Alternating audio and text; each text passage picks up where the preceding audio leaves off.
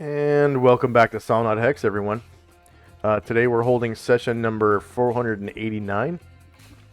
And today's session is sponsored by our generous patrons and donors. Thank you very much, patrons and donors, for your generous pledges and donations. We wouldn't have dynamic lighting and premium tokens without you. And maps. Premium maps. Map assets, that is. Players at this time, if you haven't already done so, go ahead and add 489 points to your player character as a reward for showing up on time. Thank you very much for showing up on time. And when last we left the Order of the Superior Star, they were at the doorstep of Hanabi House Brothel in Shidehai, on the east coast of the continent of Adria. And their clandestine mission is to encounter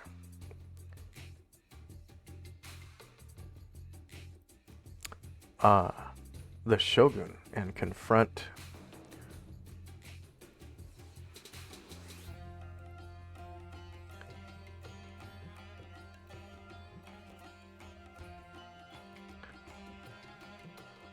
both the Shogun and Yezun, the wizard.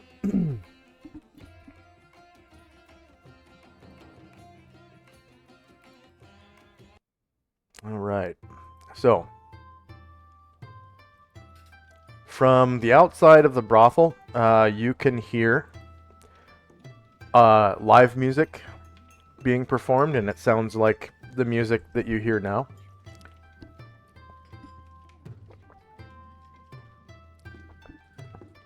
With percussion, koto, and whatnot. And you make it to the front door and see that it is a sturdy door. Approximately 15 feet wide. It's like a double door. And there's a big old lock on it. And players at this time, if you haven't already done so, go ahead and roll base size initiative for your character. And the map is still black for me. Oh, the map is still black. I think that's because I have your characters on the GM layer. Oh, so we had... There we go. These three characters were stealthed, and these three characters were stealthed.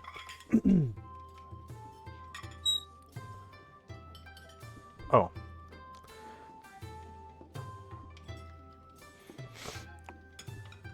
So no ninja in sight.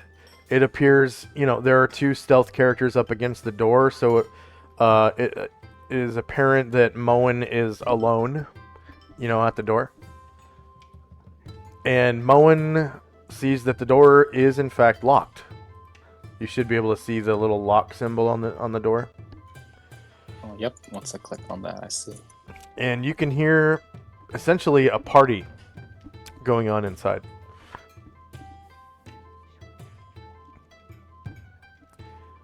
And we're just waiting on base size initiative from Tenzi. I'm looking for my invisible self.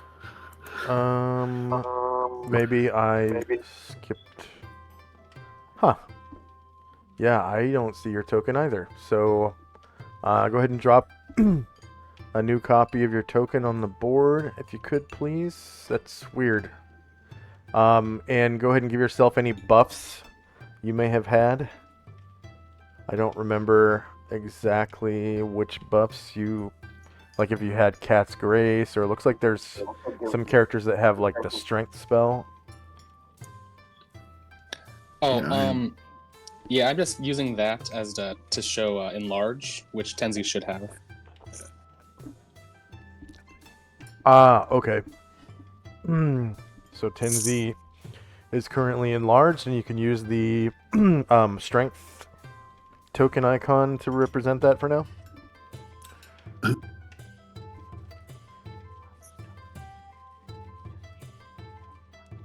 And then if you could please... And your blessed face for Hero's Feast. Yeah. And then you may have been invisible as well. Yeah. Did I set your token up for invisibility? I think so. Yep. Okay. That means we need to give you a blue aura so you can kind of see yourself. Let's see. I didn't set you up with a blue aura. Sorry about that. There you go. Thank you. This might be the first time you've ever been, like, invisible or stealthed. Alright, so I'm just going to order the turn order tracker real quick. And we'll go through these spells you guys have running.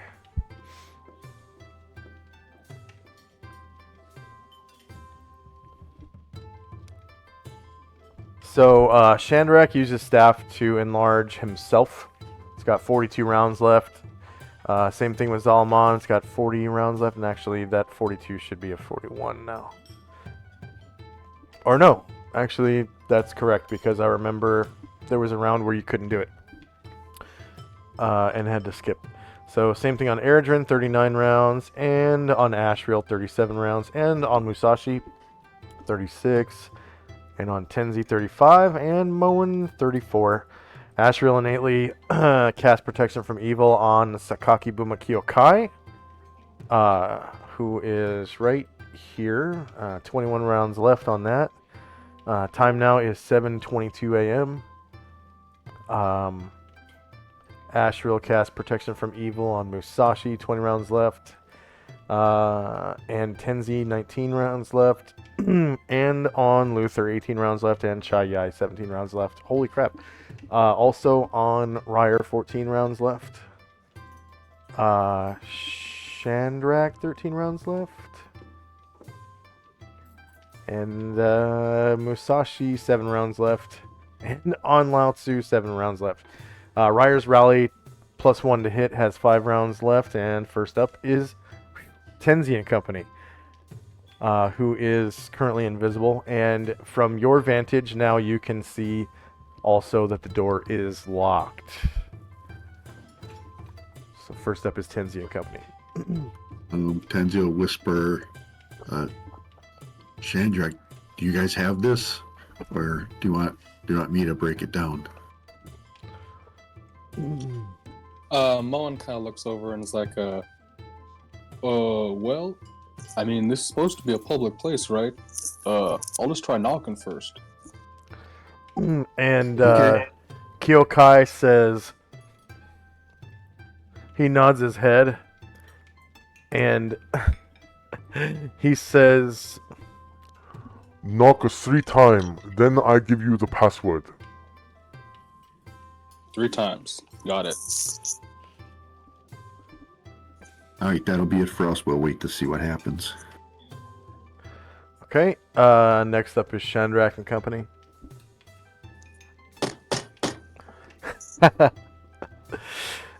And from the other side, you hear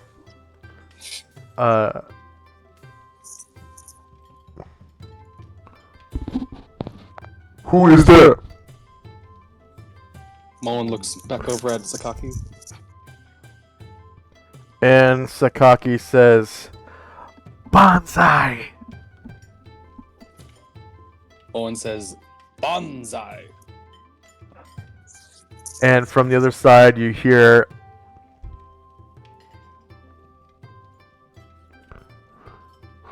Bonsai who? Owen turns back.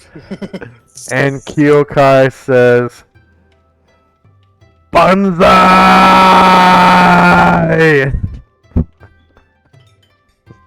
Sorry, broke up. Bonsai what?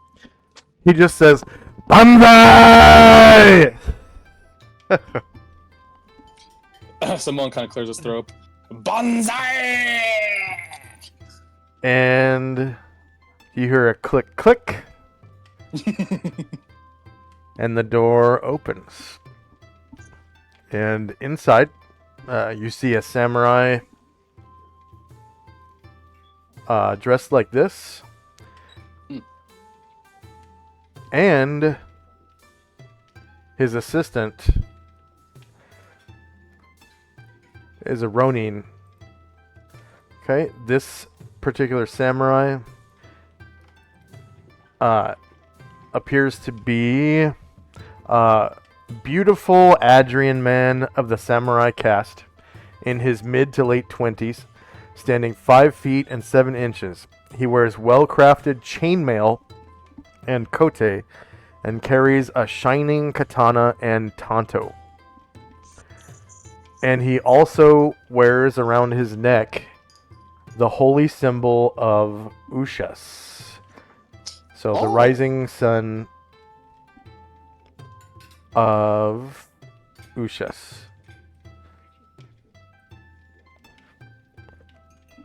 And in the back, you can see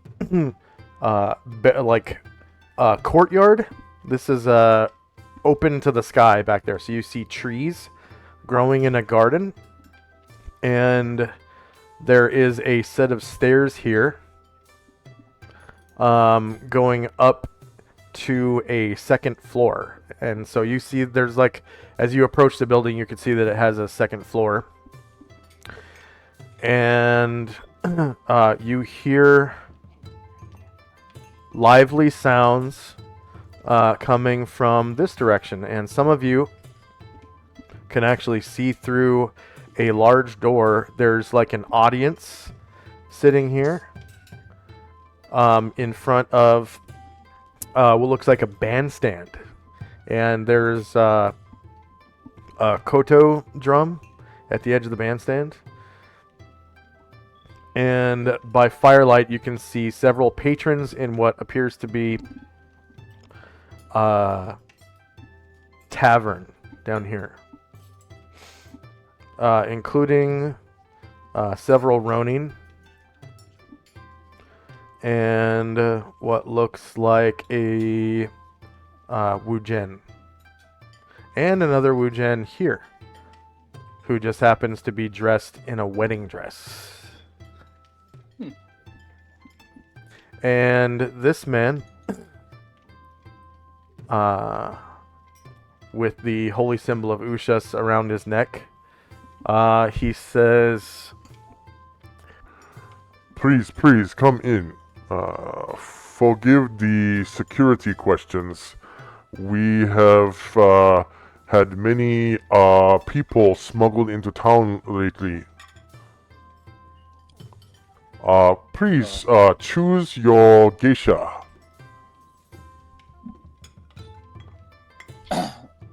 Mullen says, oh, I understand. Things have been rough lately. And, yeah, Mullen, will step in. And as he steps in, all these women over here, they kind of take a look at him, and some of them begin to giggle, like, and whispering to each other. Someone will enter and he'll kind of he's just kind of looking among them, but I didn't say anything else yet. And my other so Chai and Luther are gonna wait to try and move with Ashrael to keep invisibility. But Shandrak is gonna. I'm not sure that's the way it works. Isn't it just instantaneous and whoever's in the circle remains invisible as though they had the invisibility spell cast? No, Or- it's more restrictive. They have to They have to stay within the radius, Okay. and They can individually break it by either leaving the radius or by attacking. But if Ashriel attacks, even if people are in the radius, they all lose it. Okay. Yeah, so Well, I think actually- Chandra. Tenzi has to be a little bit closer. But Yeah, so Chandrak is gonna. Yeah, he's gonna come in, see everything. He's gonna try to sneak up. 8 squares gets him to the top of the stairs, and he's gonna try to check out the top floor. Okay.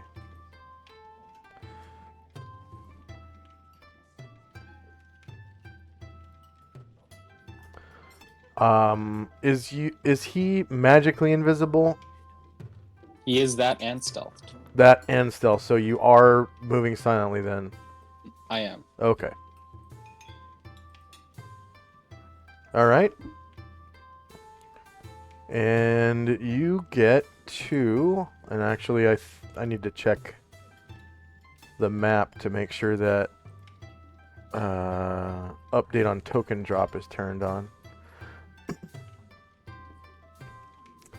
Update vision on, token drop on, save settings. Okay. Now I can move you to the second floor.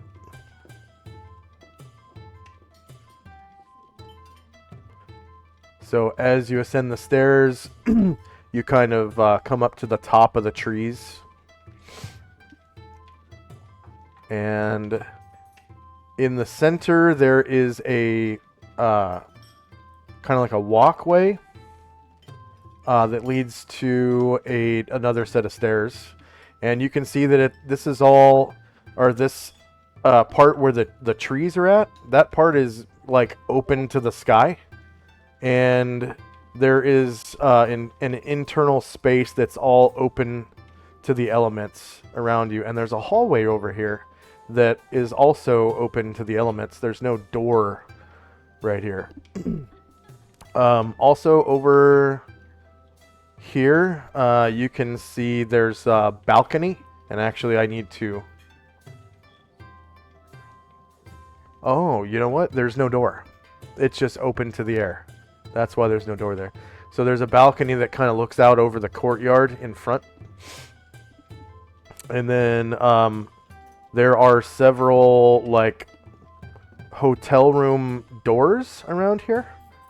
And one of the hotel rooms looks like it has windows kind of peeking in right here.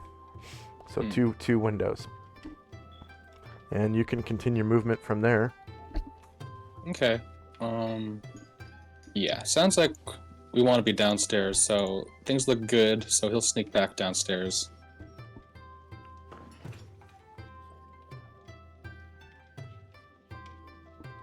And I suppose...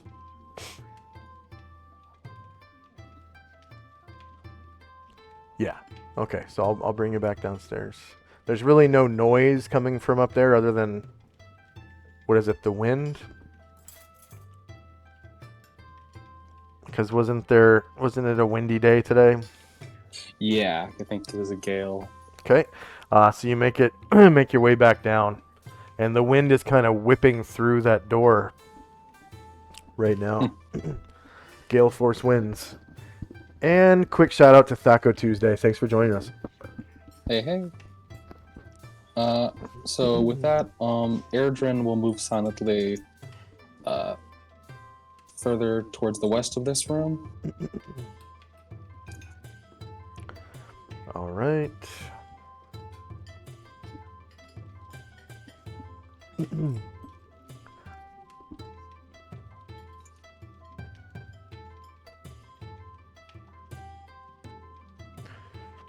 And anything else for Chandrak and company?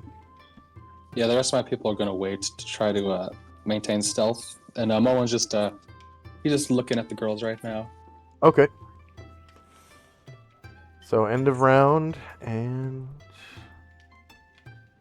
we got spells and time.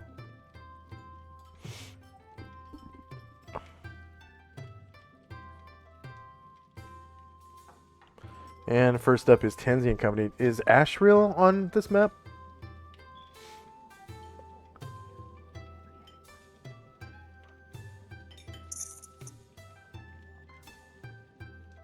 Right now the map is black for me. Shoot. How about now? There we go. Yep, and our Ashriel should be.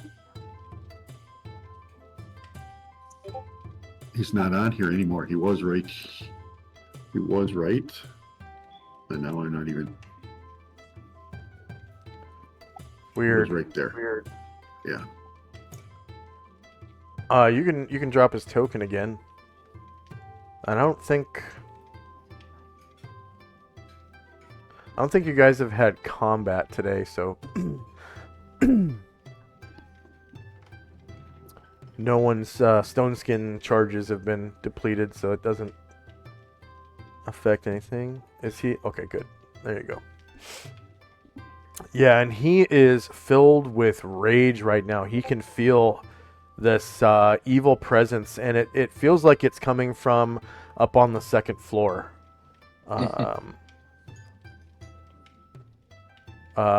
Because the elevation is, he can sense that it's higher than his own.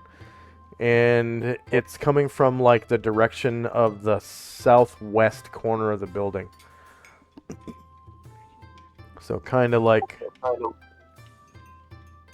this direction, but like up above him. So he whispers, "My children, I have business on the second floor. Follow me if you wish to stay invisible." And Musashi, before he goes, Musashi's going to talk to this guy and ask him, so we're heading to we're staying on the first floor, aren't we? To get to the sewers?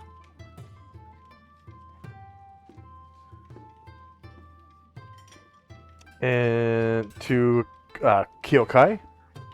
Kyokai, yeah. He says, like he whispers, yes, the latrine is in the southwest corner of the building on the first floor. Yes, that is true.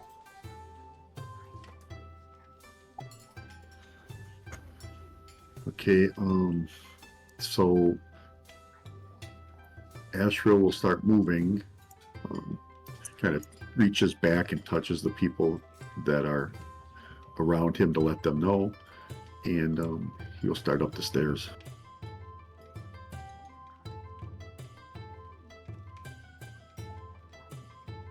Girls. Okay.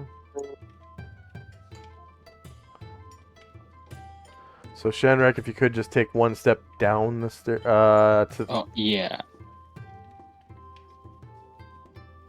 one more.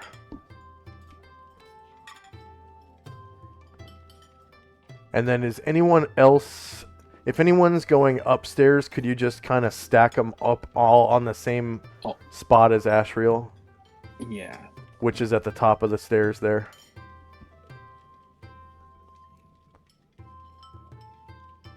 So Chai is not invisible, right? Oh, no, she is. We just gave her a sneaky symbol. Okay. Yeah, yeah. And she whispers, actually right now she'll have Salute. I think Falud, no, he should be invisible too. So yeah, he just has him follow along. Okay, we'll give him a sneaky ninja token marker as well. And then he can just go ahead and stack him up on top of the stairs there. And then is Tenzi also going up? Yeah, Tenzi's going up, but Musashi's not, so I'm removing his invisibility. Sneaky ninja. Yeah. Okay. And then Shandrak, you had something to say? Yeah, I still don't have control of Falud directly yet. That is right. So I will move him up here, and then Tenzi's going up too, so I'm going to put Tenzi here. And Shandrak, you can go back up to the top of the stairs.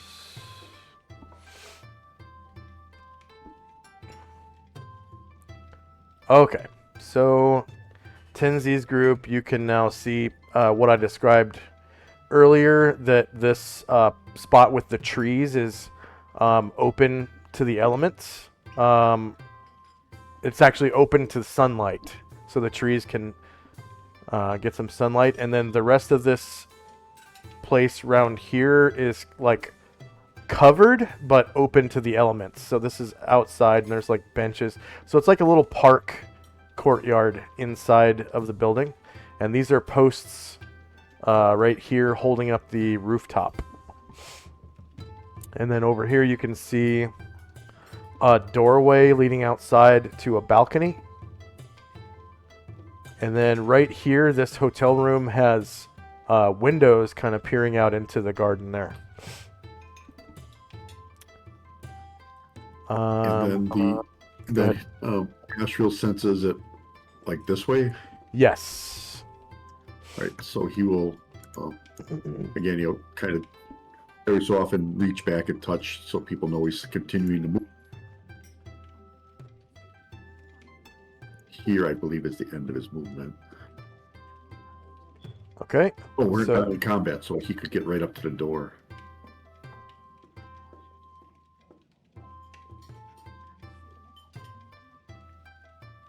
And Solynod comes with you. Yeah.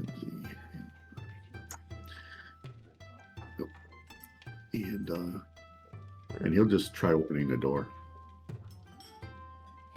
Okay. And it opens, and inside you can see it's like a hotel room. There's a little table with some chairs. There's like a couple of dressers. One's decorated with flowers. There's a bookshelf a scroll shelf, really. And you can kind of see that it's unoccupied. But there is a hallway over here and a hallway over here. All right, close the door and head around this way. Again, reaching out to touch people. We're going this way.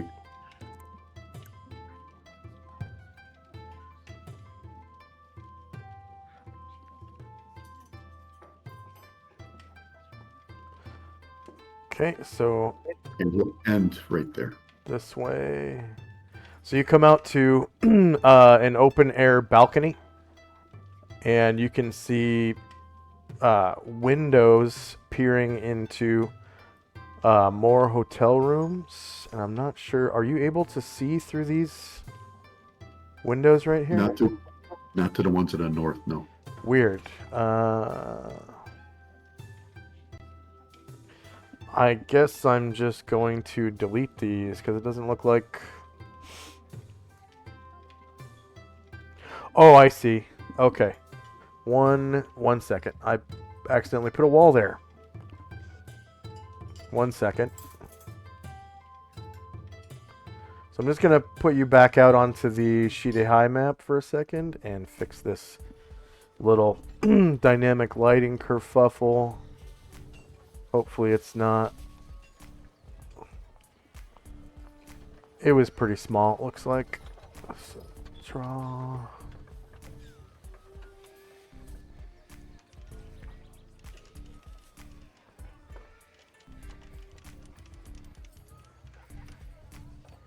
Oh.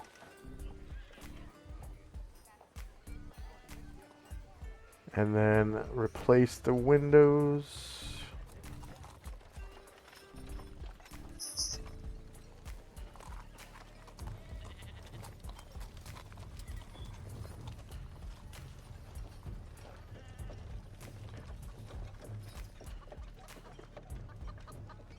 Okay. Stop the music. And bring you right back.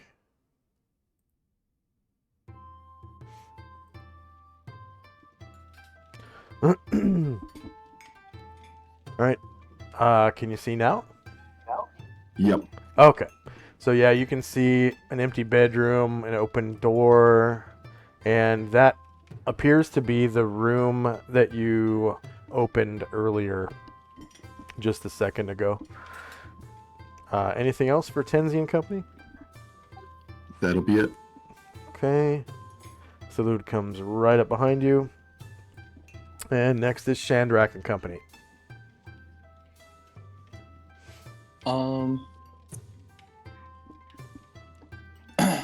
Okay. Yeah. So, Mad Moen will he'll come up to this his geisha in front of him and be like, "Hey, why don't you want to come up the stairs with me?"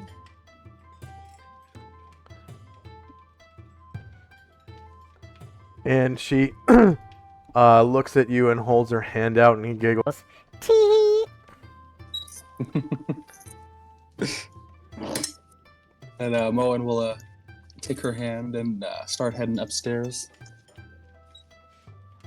And she says, Don't you want to buy me a drink first?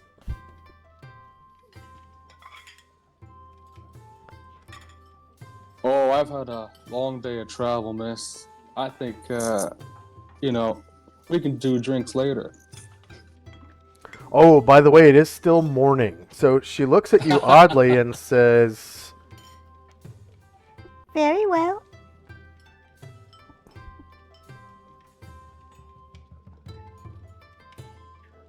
and she follows behind you and kind of looks out the door at the rest of the party, particularly Zalman, and gets a big wide-eyed look at the giant paladin out there and follows Moen up the stairs to...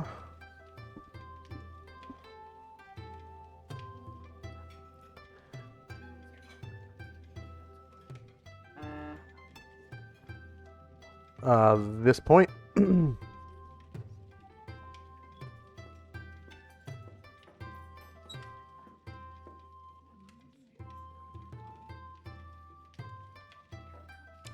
So you might have movement left. Yeah, so Moen will come around.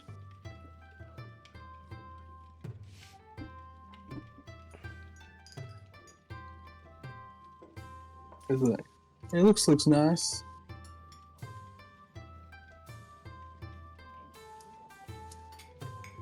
Oh. And she comes in and she says,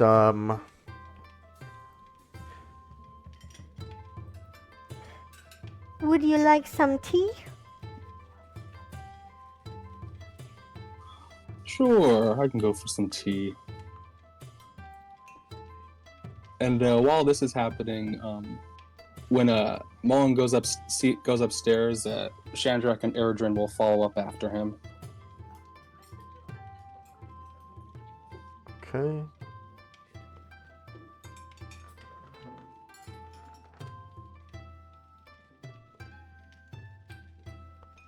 And Kyokai.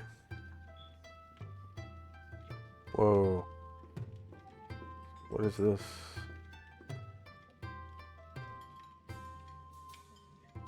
Oh.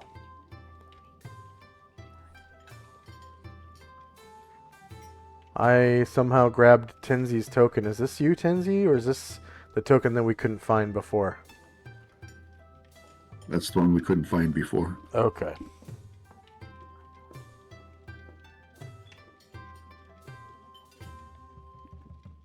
Alright, so Kyokai steps inside. Kind of looks around. I'm just going to use Kyokai to represent all of the NPCs at this point. And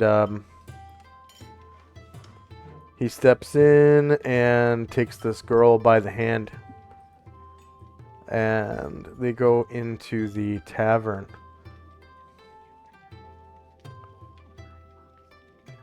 Kind of stopping by this desk right here, and he nods to the head geisha, like the mistress. And they sort of come over to this table and chill right here.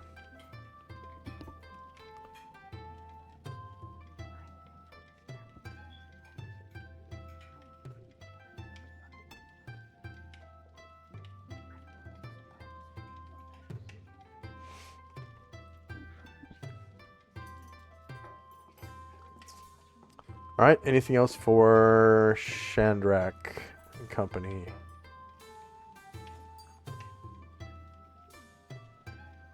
Oh, Airdrin and Chandrak go upstairs, right? Yeah, that's right. Okay. And Airdrin is moving silently, yeah? Sneaking. Oh yeah. Okay. All the sneaking. All right, so you make it up to the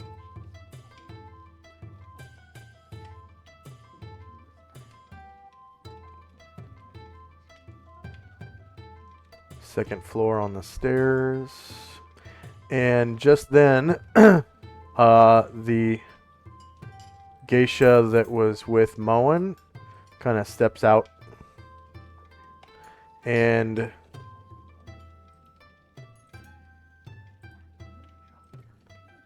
comes back down the stairs behind you.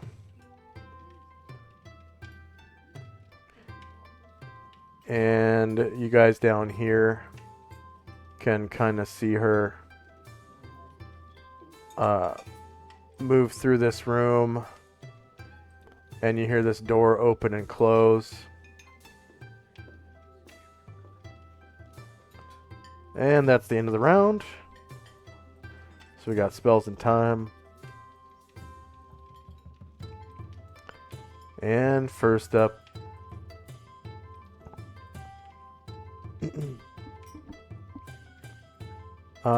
is the NPC. So she comes back out carrying a tray with a pot of what appears to be hot water and 2 cups and like a little pot with something else in it, a couple spoons and maybe a little thing of sugar. And she comes up these stairs here.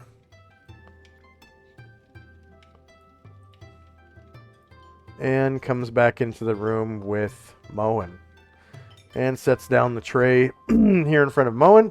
And she starts doing that Japanese tea ceremony thing where it's supposed to be 2 lovers, you know? And she scoops out some green tea into the cups and pours, you know, water in, takes a brush and starts stirring it up, holding her sleeve as she does so. And next up is Tinsy and company. As long as we're on the second floor, we'll do the second floor first. Yeah.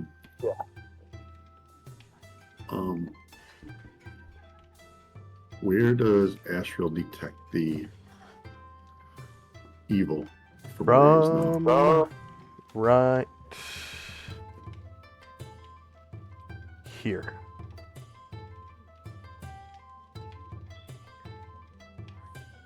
This area. Okay, and I don't see any doors. You do see 2 windows right here. And yeah, there's just a wall right there. All right. Shoot.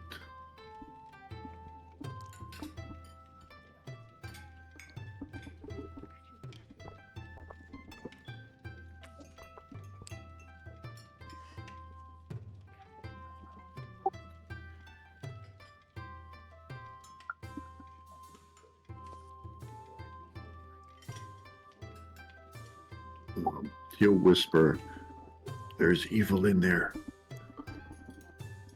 I don't know if we should go around or just go through the wall.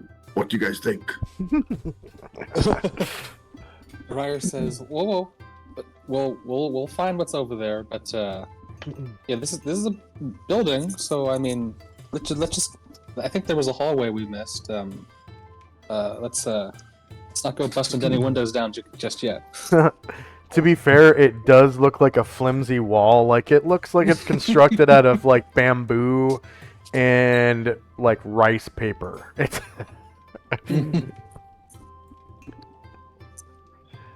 Yeah, he's really tempted, but well, how strong is the evil that he detects? Is it just like getting that paint or something, or is overwhelming evil. Yeah, it's super strong.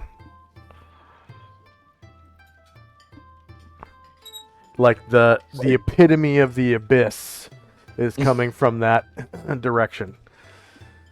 All right, he's gonna ask Tenzi break through the wall to give us a path to this terrible evil. So Tenzi will walk over temporarily. I don't know if there's someone there, but temporarily go there and do a crushing blow on the wall. Oh, to this wall? Yeah. Okay. Go ahead and roll as if he were striking himself. And I can't remember. It will say what he has to hit, right, when he rolls it? He just has to spend the round concentrating. He doesn't have to roll a hit. Oh. And then the item has to save versus Save. crushing blow. Okay, gotcha. All right, so... save, so item save. And it's going to be thin wood because it's not like a tree. And I'm just going to put bamboo wall as the item save, and it's going to be crushing blow. Alright, so he just breaks right through that wall. It surprisingly doesn't make like a whole lot of noise too. He just fucking breaks it down. Then if it breaks, he'll step through as he breaks it. 1 second. I do have to Sure. mess with dynamic lighting lines real quick, so I'm gonna put you back onto that map I had you on a minute ago.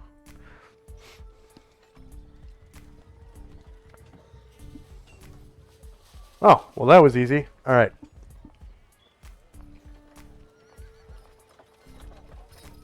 Alright, so Nabi House.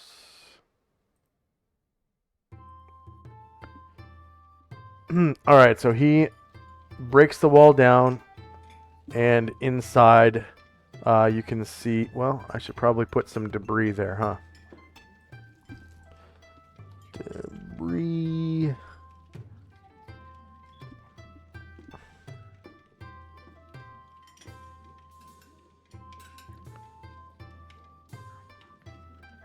Oh, cool. I have a marketplace purchase with some debris in it, with like rubble. Okay, so it's rat chair like that, and it's kind of like caved in onto this bed. I'm gonna turn it around slightly.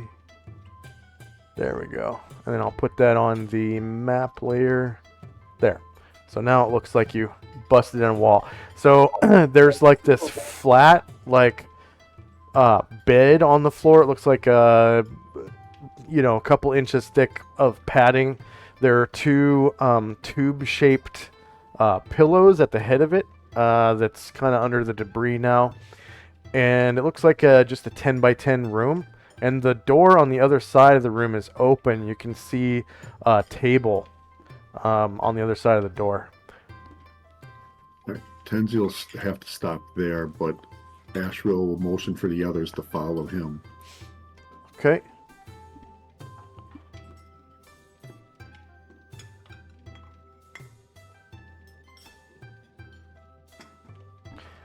And as you guys step in, you can see that this room is connected to that other one that you saw earlier with the two windows. Like it's two separate little bedrooms inside of this one hotel room. Okay, and then of course there's a closed door. If you still have movement, you can open that door because opening doors is like a free action during your move. He does have movement.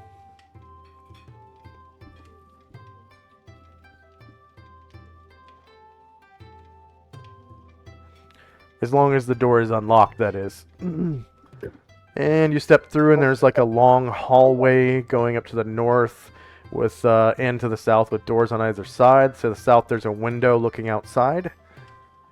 And you can see a staircase leading downstairs. And from down the staircase you hear lively noises. And you can actually see at the bottom of the staircase that crowd kind of listening to the band playing. You can see one of the geishas kind of sitting on this little stool down, not directly at the bottom of the staircase, but like 5 feet beyond that.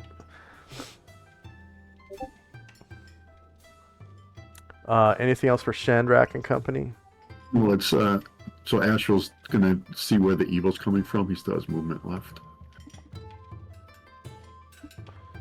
All right. You detect it coming from here. Then can I continue moving? Yes. Or am I done? Yeah. I'll just count that as like a free action as you move. And you come to a door. Try to open it. And on the other side of the door, there is a large room, approximately 15 by 15, with a table kind of offset from the center with 4 chairs. Not chairs, but pillows to sit on. The table is very low to the ground, only being about a foot tall. There is a shelf over here containing scrolls. There's like a dresser there. There's an open door over here, and on the other side, you can see 2 naked Alu fiends. And they are kind of like, I don't know, engaged in like a orgy almost. You can see the feet of a man lying on this big bed, and the feet of the clawed feet of something else right here. And it looks like they're kind of getting it on. And as you open the door, you know, one of these Alu fiends is like,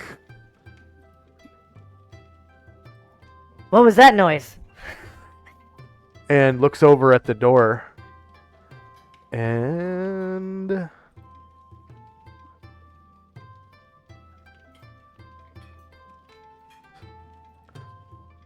let's see, she counts as Warrior 12. She notices the space where Ashriel stands, and so does the Alu fiend behind her, and they immediately are 2 arms, like, stand up and draw swords and whatnot. And now we are in initiative phase.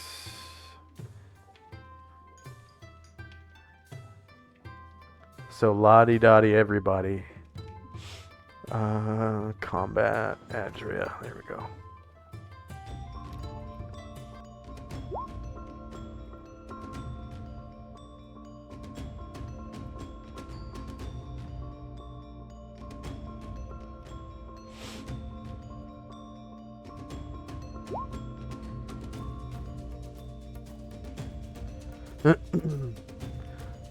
The one marked with a red dot draws an actual longsword.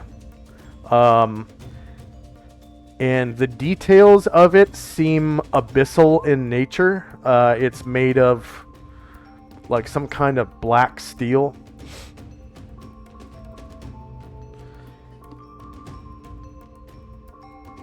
And the other one draws a similar looking long sword. They both have etched markings on them.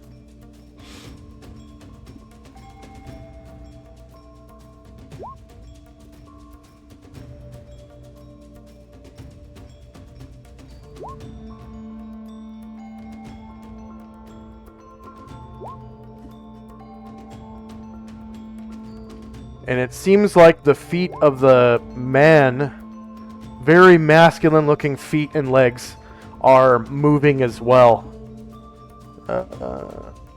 And the clawed feet of something else behind the door. And of course everyone would have to be kind of near you to maintain invisibility, yeah? Yeah, but Tenzi couldn't move anymore, so he Oh, lost okay. invisibility. So he's Okay. gonna stand back where he was. Yep. Gotcha.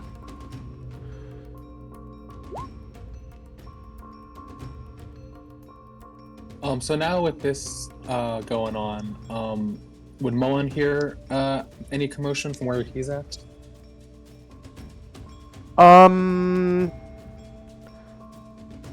Well, so far there have been no attacks, that's fine. but I will roll check to see if he detects the noise of like, what was that noise? You know, because it was like a shout.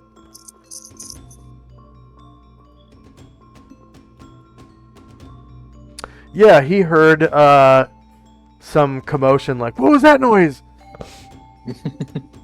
So he's able to roll initiative, and it's everybody, but he's able to like join in, like be led to the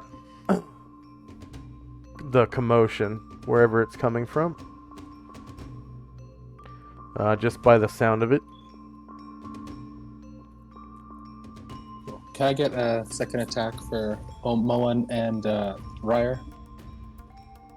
Yes, Moen and Ryer. And then +3 for Tenzi and +1 for Asheville.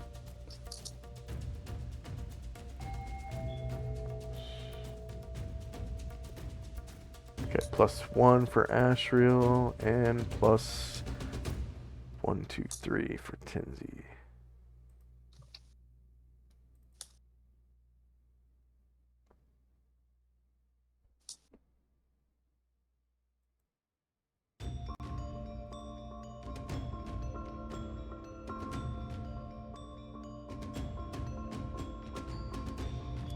All right, is anyone still rolling? I'm still filling out. All right. I'll do a quick shout out to our viewers here. So we've got quick shout out to Thaco Tuesday again, and Watch Your Pants, and also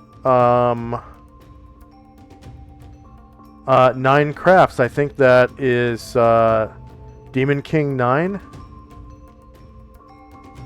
My very good friend, Demon King 9. I think he changed his channel to 9 Crafts, if I'm not mistaken. Thank you very much for joining us, everyone. And is anyone still rolling now? I'm good. I'm good. Okay. So I'll go to the end of the round and sort the tracker. So we've got spells and time. So time now is 7:25.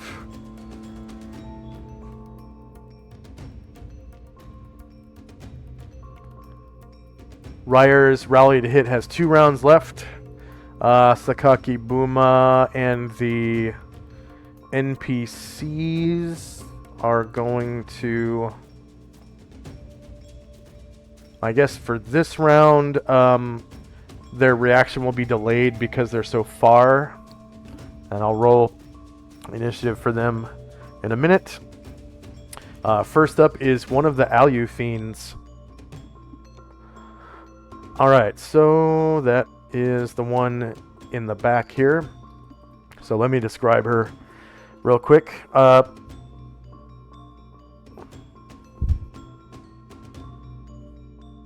So yeah, Ashriel, you hear in your head now the voice of this Alu Fiend saying,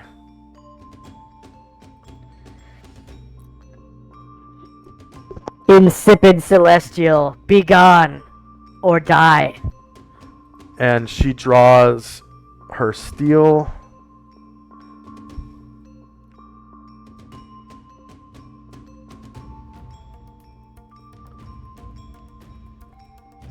And comes at you. Not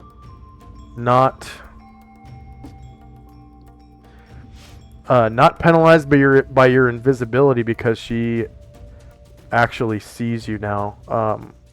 She passed her saving throw versus your invisibility. Protection from evil. Protection from evil. She is striking with a sword, so she's able to hit you, but because she's evil, gets a penalty of -2 to hit and merely breaks your stone skin. And what level was your stone skin cast? I do not know. 13. 13. Thank you.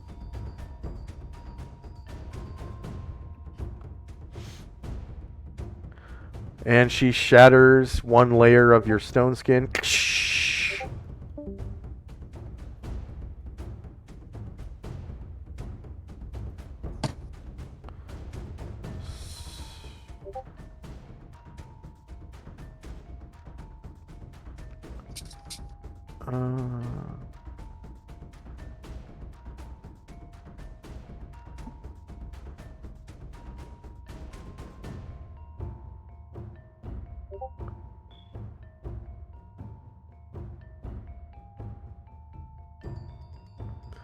All right. Next up is Tenzi. Tenzi will move.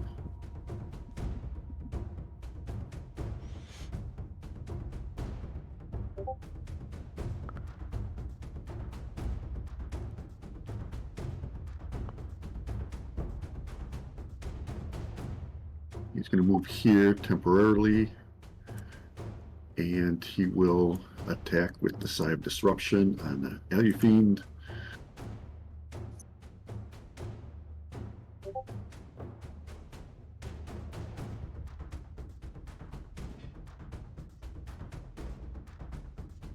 I'm going to move him to the side because I keep getting... Oh, I'll move Astral to the side. There we go.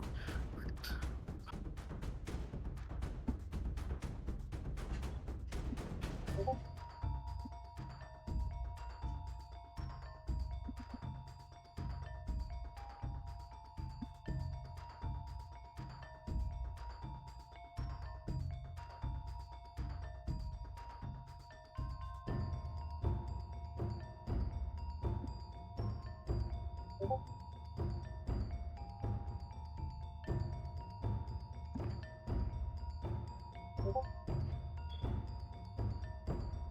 Sign of Disruption. She is shieldless. You manage a confirmed crit, beating her AC by 16 points, rolling a 17 on the die.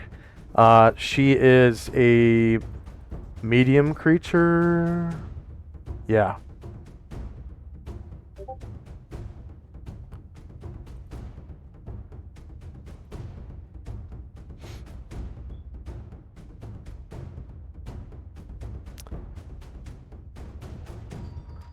Okay.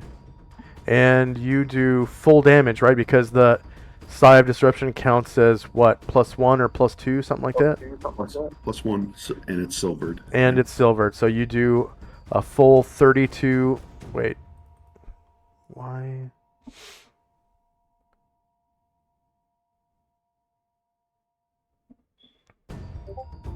Hold on. I have their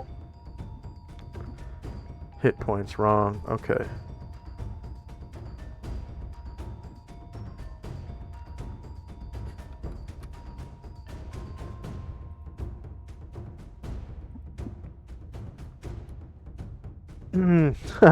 All right.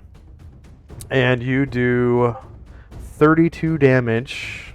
Minus 32. Enter. You can see her green bar. Oh, jeez. Okay, that's. You can't see that her green bar has dropped because. There we go. Now you should be able to see that her green bar is way down. And then there's a chance she gets sent back to whence she came. Yes. And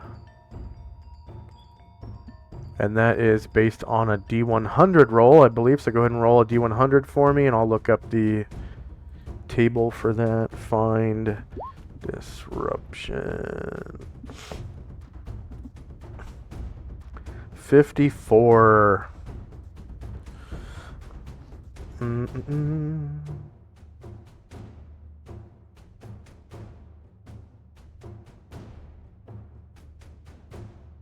Okay, so her save was 95% or lower, and on a 54, that is a successful save. All right. Then he's going to follow up with the left-handed silver side. Right on.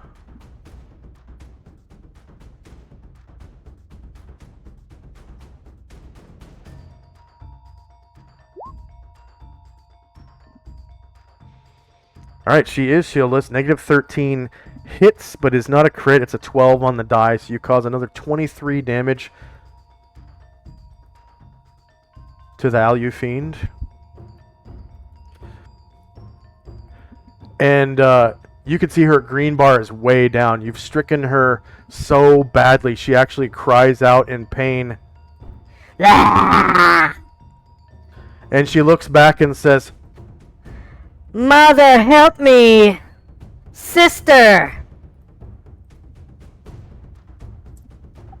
And then Tenzi's going to get an attack of opportunity because he has to keep moving. So he'll go to the end of the hall here. and you are stricken with the longsword, but you're covered with stone skin. If you could please put Ashriel back. Would he lose a stone skin even with the cloak of displacement? Oh, good point. Okay, so she strikes at you, missing you completely because of the cloak of displacement.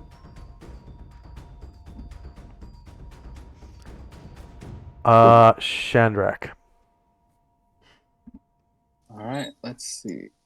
Start to sneak closer.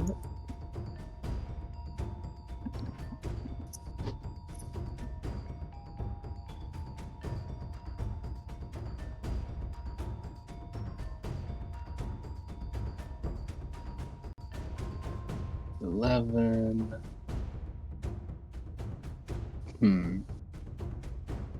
12. So I'm gonna sneak and go into this corner, and then I'm gonna wait and hold my action. Thief skill, move silently.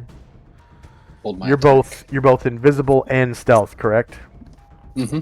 Okay. Holding your action. Now you can see into the room fully.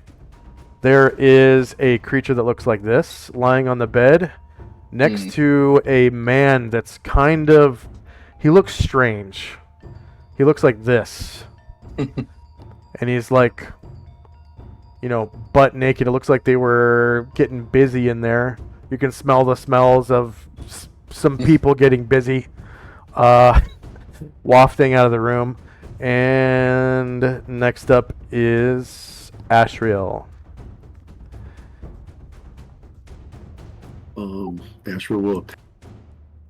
So everyone loses their invisibility. Okay.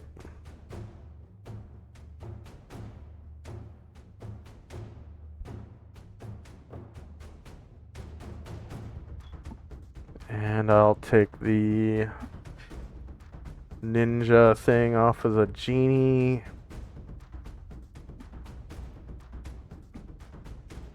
And actually, you can move Luther up if you want, because the genie would be following directly behind Chai Yai.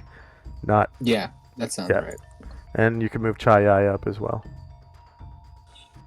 No, she's supposed to be near the back, so Oh, the okay. will be there. Yep. Alright, so Ashriel, striking with his Nodachi +3 against the shieldless line. 2 versus AC 3 hits just by... actually by a whole pip on the die. Striking her down with 17 damage, killing her. Go ahead and describe how you do so. Back to the abyss, and he swings down, cutting off a wing and an arm, and then he moves. Actually, I'm just gonna stay there. Yeah, I'll stay there. And she does. She disappears off into the abyss. You can see her silver cord pulls her into, an astral void, and boop, she is gone.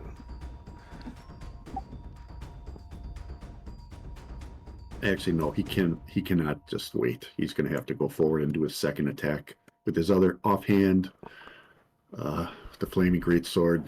Yeah, and you can fully see into this room now. There is a succubus lying on the bed with a man. And she's in her natural form. She looks very Tanaric, that of a beautiful woman with large wings and sinister glowing eyes. And she's communicating with you telepathically with many abyssal profanities. This person here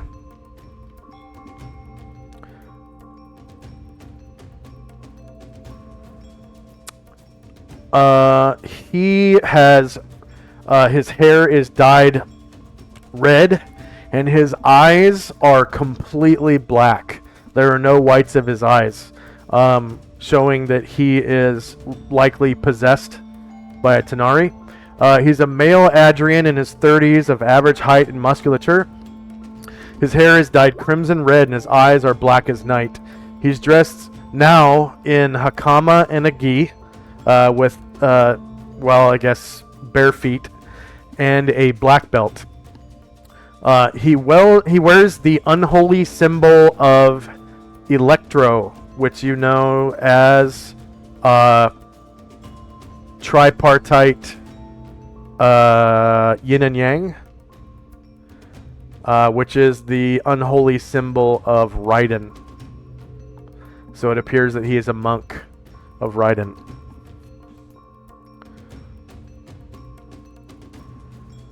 All right.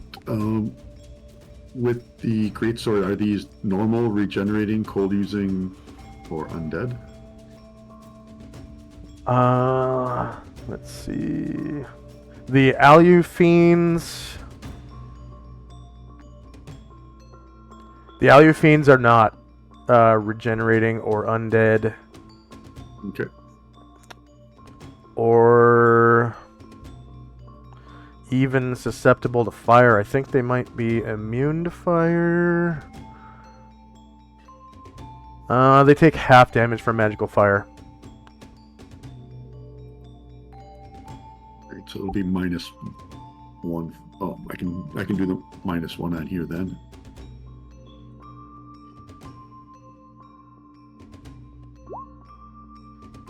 All right. Let's see. Shieldless 1 versus AC 3 hits, and you cause. Let's see. So it looks like there's 1 fire damage. Yeah, so I subtracted. I did for the damage. I did times 1.9 -1. Okay. So yeah, 18 damage then. 18.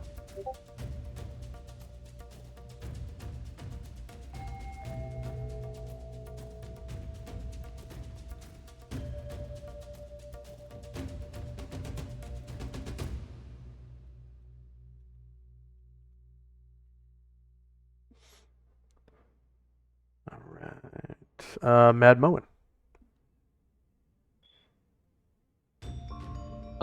Mad Moen, he actually, he's gonna actually wait to so we can start to jog. Yeah, I should have rolled for that instead, but oh well. Yeah, so Moen's kind of like stands up and it's like, oh, hold on.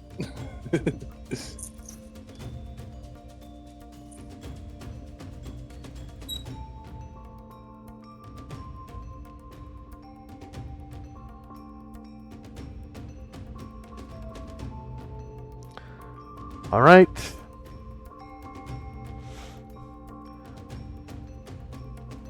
The succubus stands up and comes over here, fully able to see into the next room.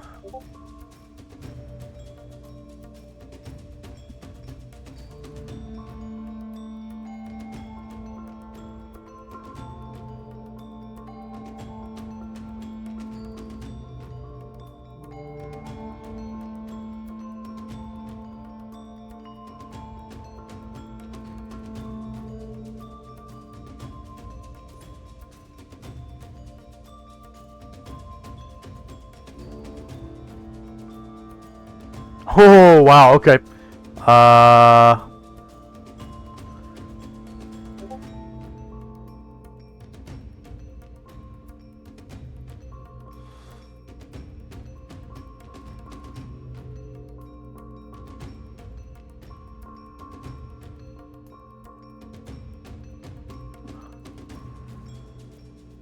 Okay.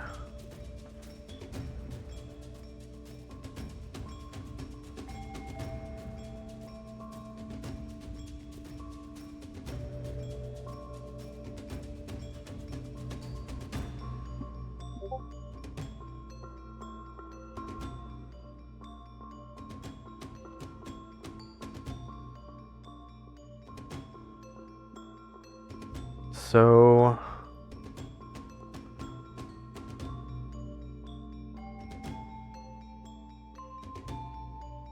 one of these pops into the room.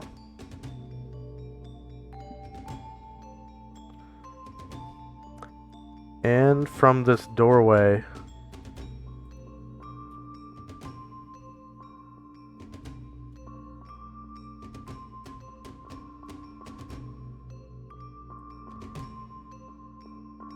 one of these emerges.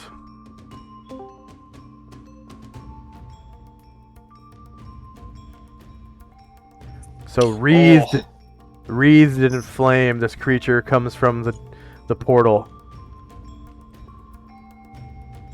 Ooh. It is a repulsive, towering humanoid with dark red skin, huge wings, and unnatural speed and agility, long, wicked claws, and grotesque fangs that drip venom. It carries a sword of lightning and a many-tailed whip, and searing flames surround the creature. And in your minds, you can hear it speak. Die now, servants of the light. And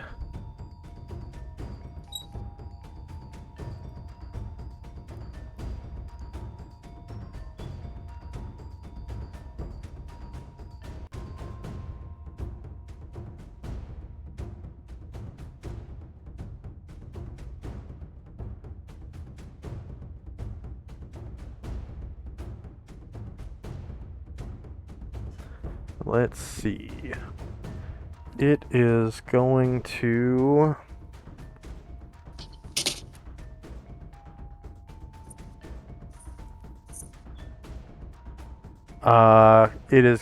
cast Dispel Magic as a 13th level caster.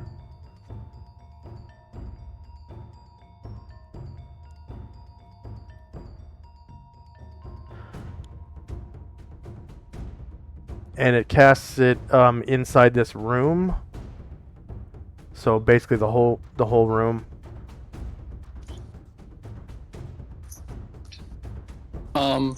If I see this thing casting, can I backstab it? Yes, though it won't do any good because it is innate. Yeah, So go ahead. That's true. Go ahead. I'll still do that. It'll do good if you can kill him. Yeah. That's true. Yeah. Let's see. So that will be simultaneous because you didn't say anything until just now. What level is? Let's see. Oh, yeah, that would have fucked him up if it hit. So that is a miss, and you become visible now. So name of creature, object, effect, etc. So this is going to be both your stone skins. Level of magic to be dispelled is 13th level for both of you. Yes, no?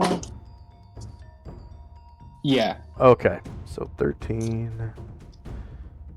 And dispel is cast at 13 as well. So it's basically 50-50.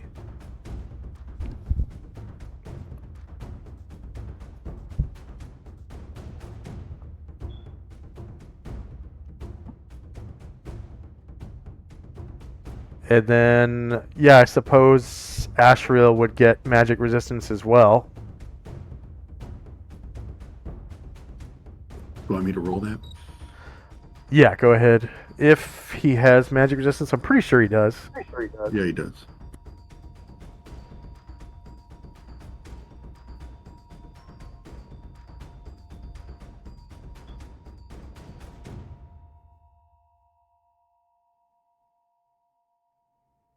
Does Hero's Feast give us a +1 on saves? That's Well, it's just bless, weird. so no. Doesn't matter. Doesn't matter. Yeah. Did not succeed. Yeah, so both your stone skins are gone. And then, let's see, you both have enlarge, so I'm going to do enlarge next. Level of magic to be dispelled 13, and at 13th level. So that is not dispelled. And let's see, you both have the bless effect from Hero's Feast. So bless, 13th level. So that is not dispelled. And then Shandrak also has Cat's Grace. Yes. So Cat's Grace. Oh, can I roll the backstab one more time? I didn't add Ryer's bonus. Just I only added the Hero's Feast. I think you were outside the casting or the area of effect. No, isn't that why your token's not marked? For Rally? Yeah. No, none of our tokens have. Oh, because they were we all rolled it. affected. That's right. Yeah, go Mhm. ahead and re-roll. And Cat's Grace is not. You roll a natural 20, causing 92 damage to the Baylor, killing it, but not before it's able to dispel your stone skin. Give and Minus take. 92 damage, and you become invisible, and it is cast back into that portal from whence it came. And Very the nice. portal disappears.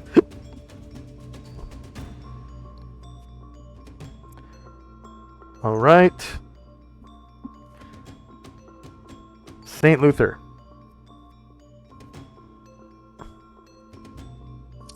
Luther will come in. Let's see. It's a little crowded now. Wait, is Luther enlarged?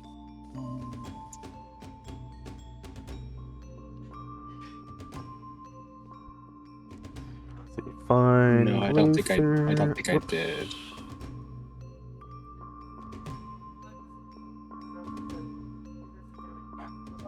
Okay. He has protection from evil, and that's it. Other than the group spell effects. Yeah, he'll take a step to see the room. See, it's real crowded, and I think he's just gonna wait back in the hall. Okay. Chai-yai. Chai-yai-yai. It is getting a little too close quarters for her, so she's gonna step back Okay. into this room.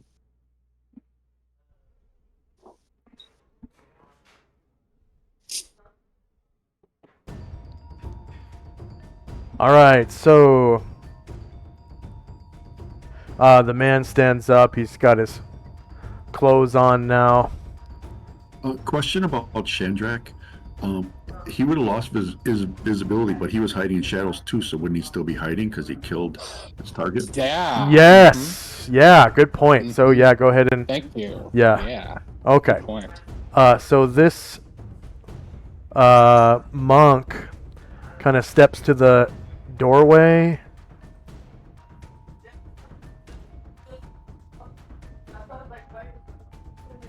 And he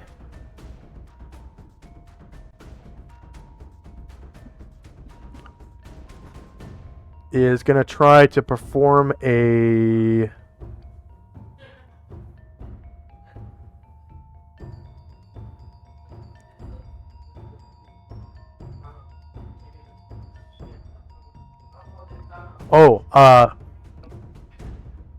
Carmilla, if you click on your token and then hold the shift key and double click it, it'll open the character sheet right off of the token. So this martial artist steps to the door, seeing Ashriel there, and tries to perform a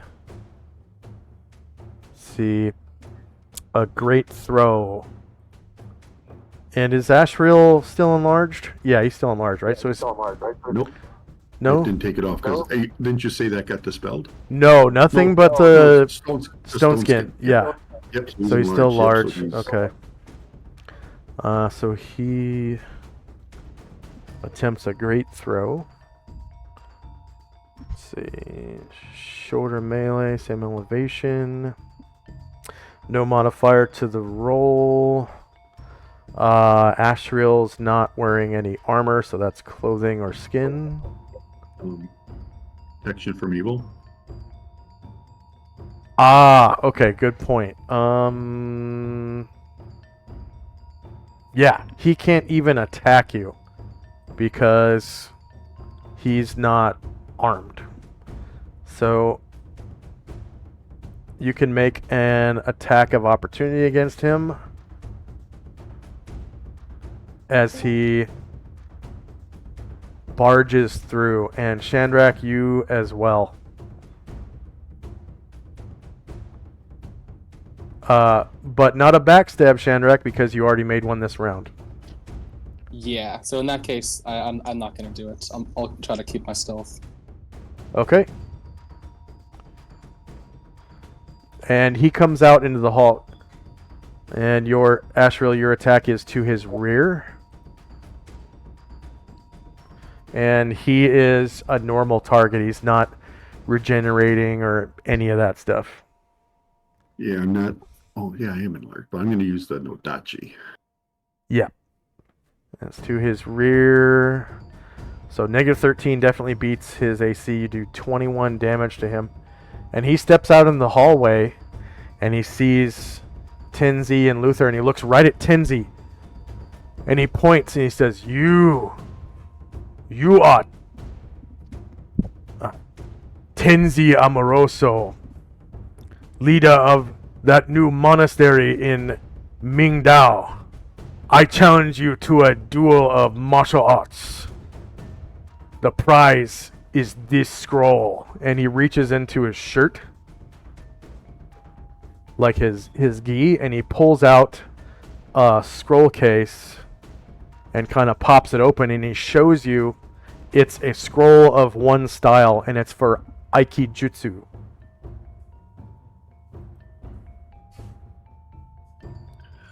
Tenzi says, I accept your challenge, not for the scroll, but for the honor of my monastery. Minus 21. Enter. Very well. And he tries to make another great throw attack against you, but he didn't see you before, so it completely misses. Because of your Cloak of Displacement. Yep. And I did subtract the damage, so you can see his green bar is kind of fucked up now. Ryer.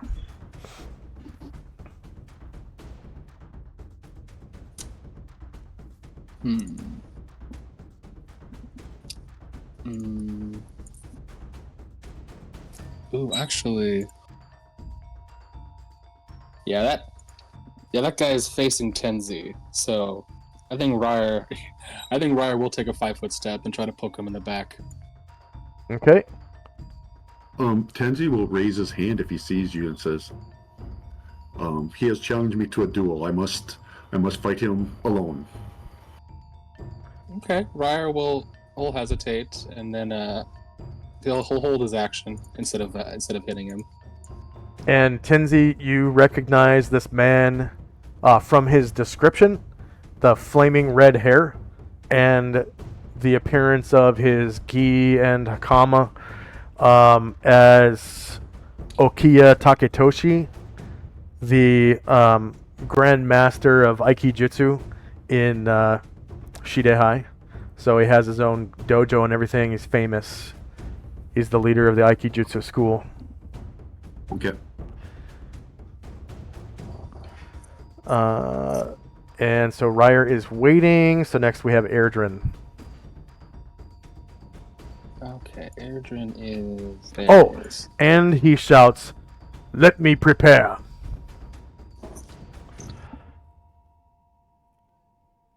Yeah, he didn't make that second attack. So he's still his next attack will miss automatically. He didn't make that second attack. He says, "Let me prepare" once you agreed. Yeah, Airdrin. Where's Airdrin at? Yeah, Airdrin is kind of up north a bit, but he's gonna sneak around from the north and end up kind of in the middle of the hallway.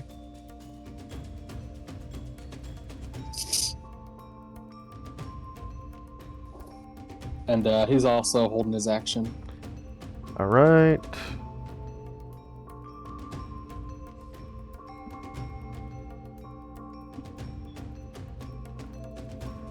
Next up is one of the Alu Fiends. So this is an attack with one of those brilliant looking abyssal swords.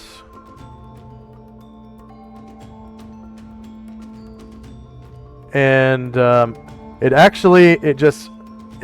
slices you, Ashriel, and the wound closes up again because the abyssal sword is not strong enough to get through your +2 weapon immunity. And she looks at the sword and says, mentally in your mind, Damn! Damn, Celestial! and she throws the sword down. Tenzi and Company. Or sorry, not Tenzi and Company, just Tenzi. So he said he wanted to prepare. So does that mean I should not attack him to be fair? You're not quite sure. I mean, it was kind of ambiguous what he said. Yeah, Let me so prepare. I am going to be kicking him. Okay. The challenge. I'll say as I do this, the challenge has been accepted, and now you face the consequences.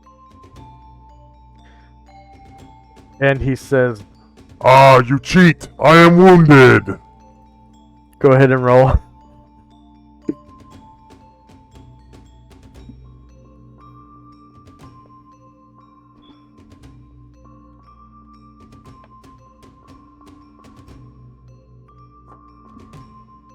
Okay, he is shieldless, negative 17, is a confirmed crit, with a 16 on the die, and you beat his AC by 9, causing 21 more damage. Minus 21. Ashriel. And Azrael will say in the Aliphine's mind, and now you will go back with your sister.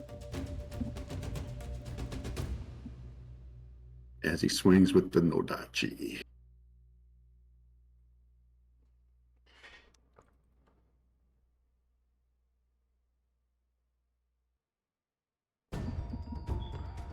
Alright, she is shieldless, negative 3 beats AC 3, you cause 21 damage to her. And she looks back at the succubus and says, Mother, help me!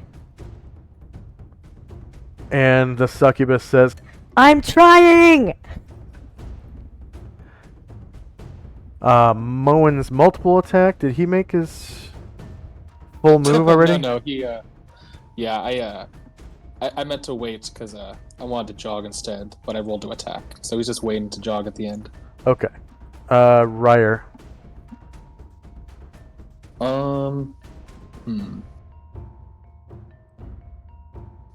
Yeah, Ryer's unsure about moving past this guy, so he's just gonna wait.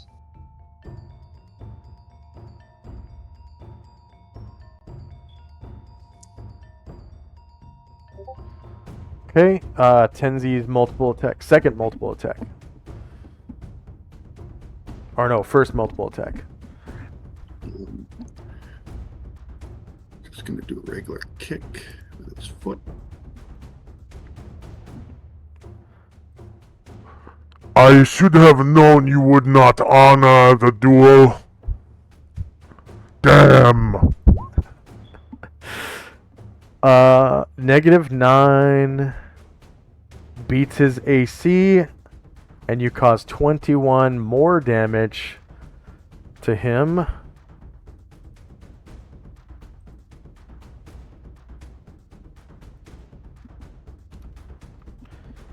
Killing him. Go ahead and describe how you do so. I kind of hop on my left foot with my right foot up and kick him right in the jaw. His head snaps back, as does his neck, and he falls to the ground. And the scroll case kind of slips out of his gi as he falls to the floor, and it sort of rolls over to the wall over here.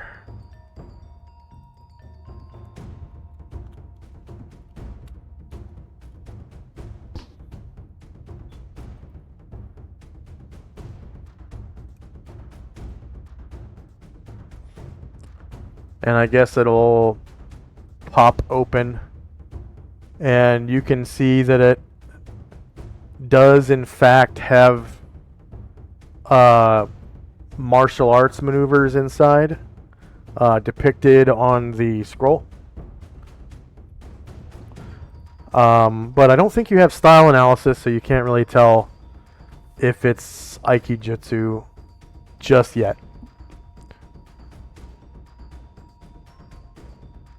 And your third multiple attack. I'm going to forego that. I'm not in a good spot to jump, and I don't have any movement left, so I'll just stay here. Okay, that's the end of the round. Now everyone everyone in the whole building is like hearing this scuffle upstairs.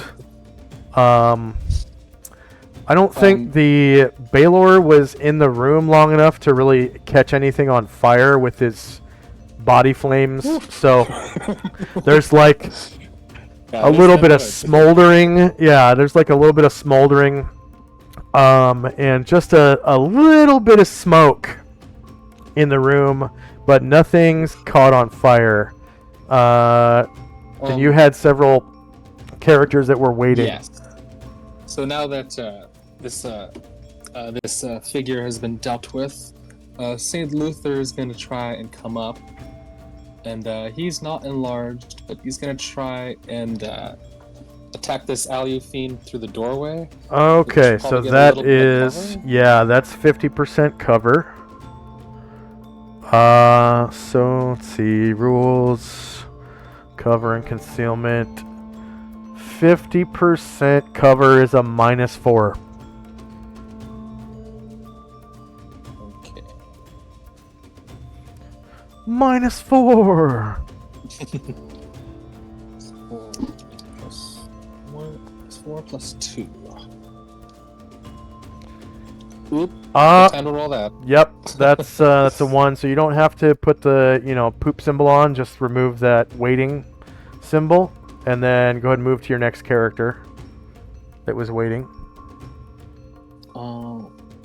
Yeah. So let's see.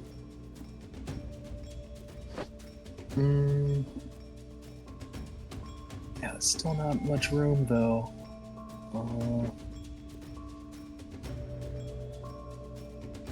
Yeah, Ryer is yeah, he's just gonna stay in the hall.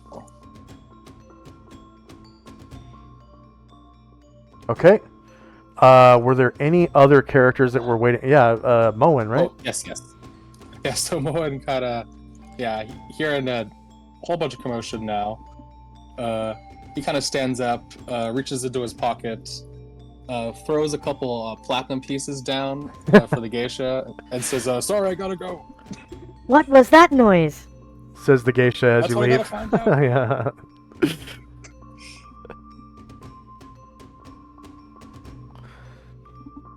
So he goes jogging with his great axe through the halls, right? Yes. And jogs right into the room and sees what's going on. There's an Alu fiend, and behind her, a succubus. Oh, all right. And then he's just getting ready because he gets on the table to get some leverage. All right, go ahead and That's all roll. for me. Okay, I think we're now in initiative phase again. Question about the people on the first floor. We didn't roll initiative for them. I have Yes, you can. Musashi and Zalmond. Yeah, you can go ahead and move them, and then roll initiative for them for this round. Okay, they just need to be moved onto that map.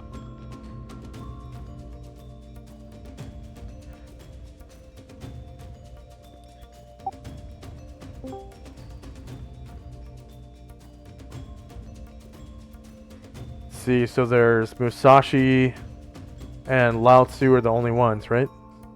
Zalmond. Musashi Oh. Zalmond. Yeah, Zalmond. If How- you can get how- through the door. Yeah, how tall is he? I think he can get through the door because it's like 15 feet wide, but how tall is he right now? He's huge, so I don't remember that. It's So like that's over- 11 feet. Yeah, he's able to get through, but it looks like the staircase is too narrow to kind of support him. So he's going to have to like try to climb up to the next floor if he wants to get up there. So, is that what you want to do? Climb? Yeah. Okay. No, he's not going to climb. He's not going to climb. He's just going to wait in the lobby. I was curious if he has a vow of celibacy as a paladin of Isis or not. He has I think paladins have a vow of celibacy, but not chastity. So he's able to, like, fornicate, but not marry. Okay. So Um, he'll be looking over these women and wondering if, at his size, if this is a prudent thing to do or not. But Musashi will move up the stairs. okay, and Lao Tzu will follow closely behind.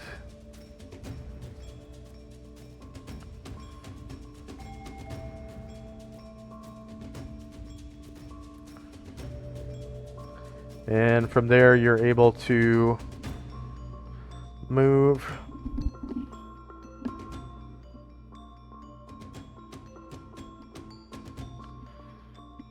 And Lao Tzu, you notice, moves fairly quickly, like much quicker than a human. Right. Yeah, I end up right where I'm at, and then I'm going to roll initiative for Musashi.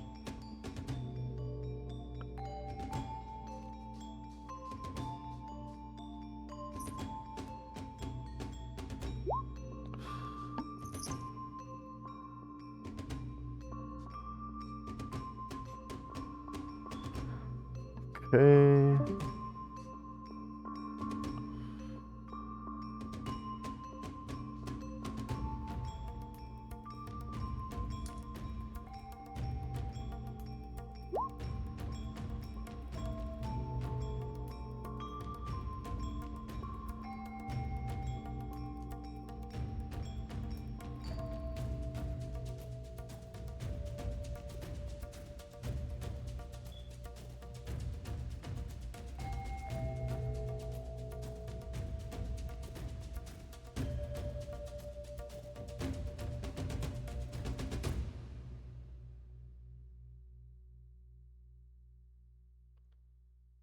And you said you needed multiple attacks from Musashi? Is that what you said? No, he's just going to move. I don't know if he'll get there in time. So. Okay. Okay.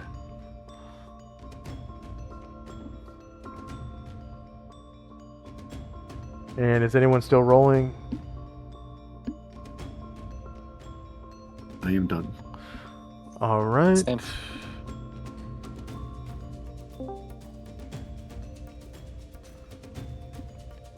So we got spells and time. Time now is 7:26 a.m. Riders Rally has one round left. The NPCs.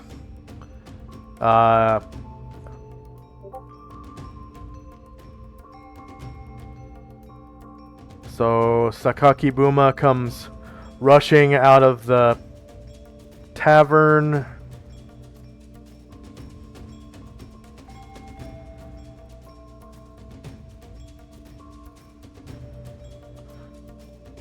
Jogging and runs up the jogs up the stairs. That's 14, so he should have 10 more spaces of movement once he gets up to second floor.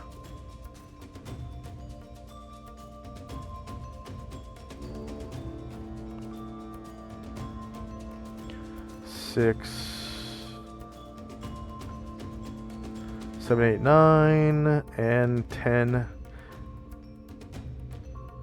And I'm gonna roll a group attempt for the ninja.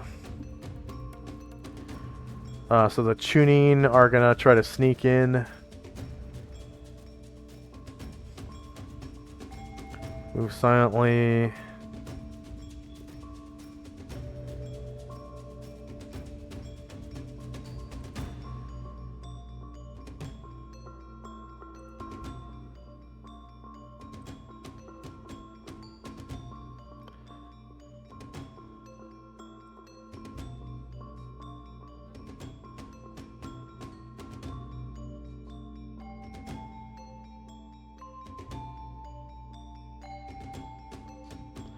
And then the Jonin.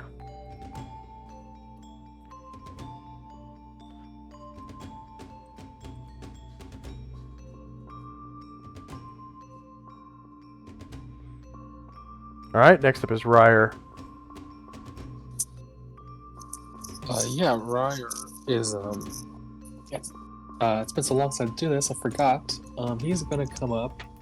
And it's a little crowded, but he's gonna steady his javelin, and he is going to toss it at the succubus in the back. Right on. She is not in melee, so you just get a direct. You do have, however, a -2. Actually, no. No, that's in melee only. So, yeah, go ahead. No penalty to hit her.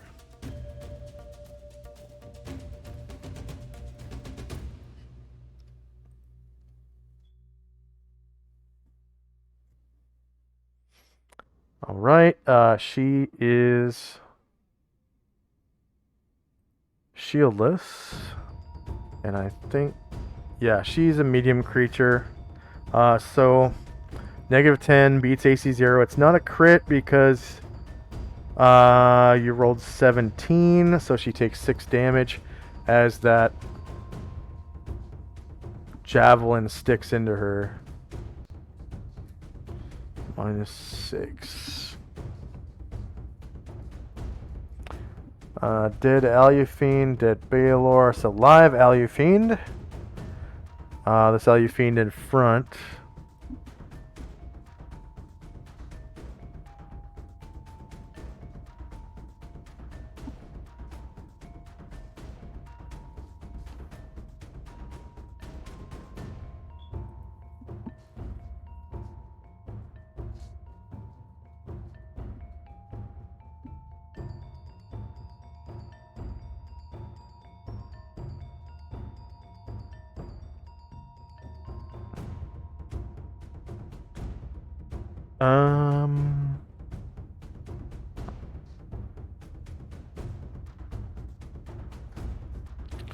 Why not?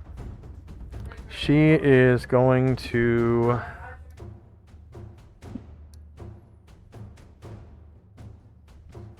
try to cast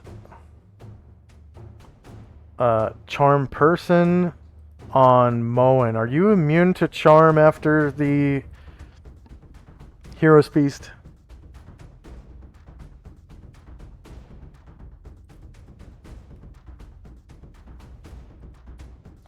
Is that how Hero's Feast works? Find hero.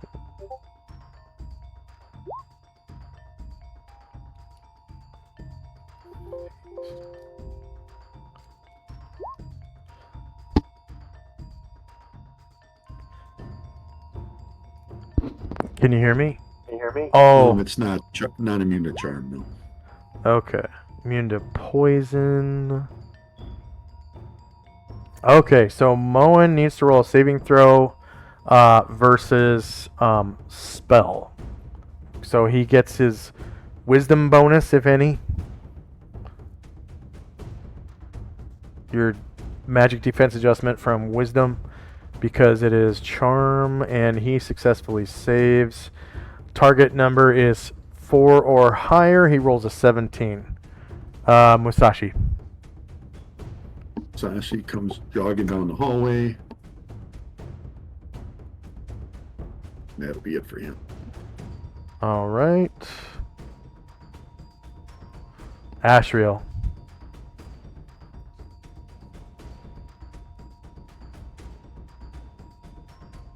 He will attempt to end this Alufiend. First with the great sword.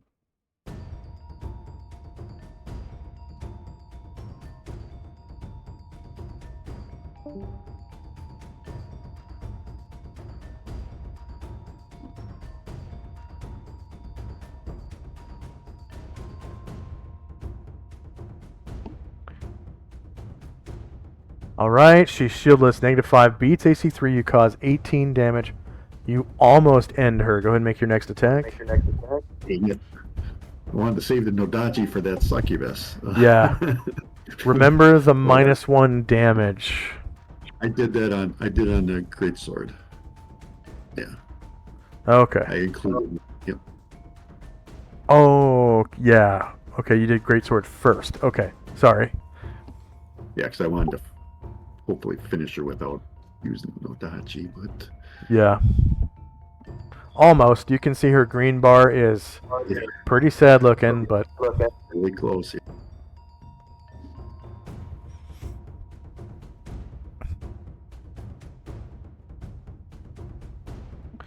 and I forgot to give you this. Alright. Again, shieldless, -3 beats AC 3, and you cause 21 damage, which is enough to send her back. How do you do so? Just like her sister, I cut off a wing and an arm, and demon blood goes flying. And she is swallowed up again by the the silver void, not the crystal void. Moen. He'll take a Swing 5-foot away. step, and he will swing with his big reach.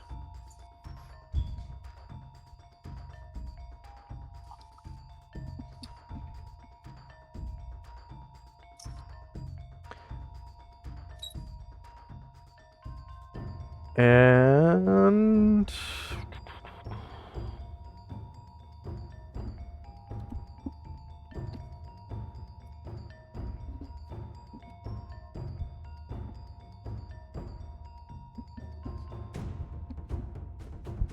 she is shieldless. -8 beats AC 0. You cause 29 damage to her.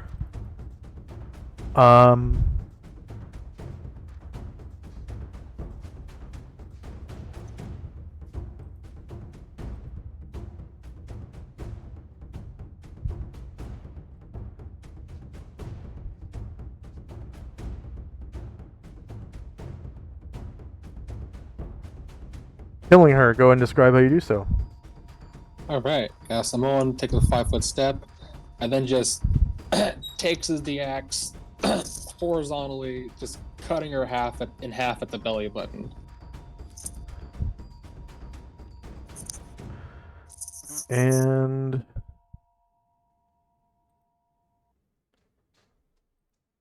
combat is apparently over. And everyone in basically the whole building is like, oh my god, what the hell is going on? You know.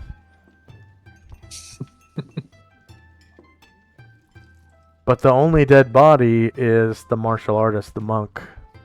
So next up is Tenzi and Company.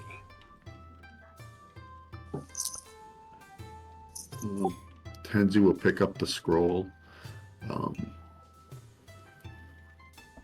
and ask Ashriel, are we done here? And Ashriel will look around, detecting evil, and with a satisfied nod, yes, my son. Yeah, he doesn't detect any more evil within 100 feet. So Tenzi goes, good. Let's go back and rejoin the others. As you pick up the scroll, you can see that it has depictions of let's see.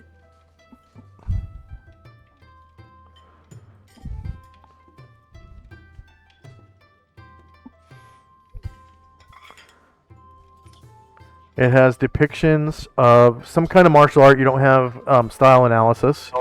Yes, But- I do. Oh, you do? Yes, I changed it some time ago. Yeah. Oh, okay. I added it, so. Go ahead and roll style analysis for me, please.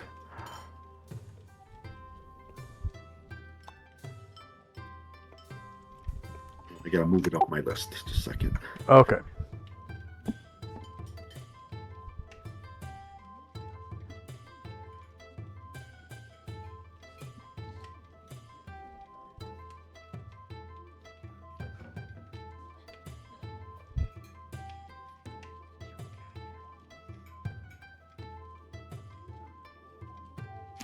All right, so you can see that it is in fact Aikijutsu. I did a little bit of research into Aikijutsu, and it's actually supposed to be Aikijujitsu. But for the purposes of this game, we'll just call it Aikijutsu. But apparently there are 3 different forms of jujitsu. There's a hard form, a soft form, and a hard soft form in real life. This is the soft form of jujitsu. Okay. Aiki meaning soft, I guess. And the maneuvers are incapacitator, hurl, great throw, chokehold, basic parry, locking block, grappling block, and arrow parry. So all in all, it's got meditation, fall, feint, parry all, and also it has chi attacks, blind fighting, all around sight, and mental resistance, instant stand, and immovability. Dang, So- that's pretty nice. Yeah, it's one of the big 3 martial arts that has chi attacks. So from what you know, normal jujitsu does not have chi attacks, but Aikijutsu does. So does karate and kung fu. So the big 3: Aikijutsu, karate, kung fu. All right. Anything else for Tenzi and company? We're just going to move back down to try to rejoin the others. Okay. And you're gonna leave the monk's body in the hall. I think so, yeah. I don't... Yeah, I'm going to leave them there. Okay. Oops.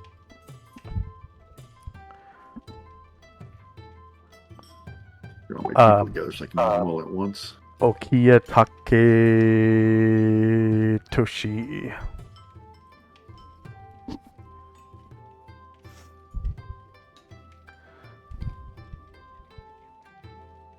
And if you get to the foot of the stairs, go ahead and stack them up for me so I can put them on the next layer down.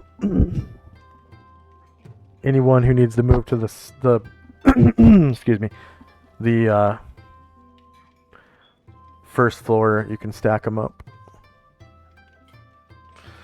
And Shandrak and Company.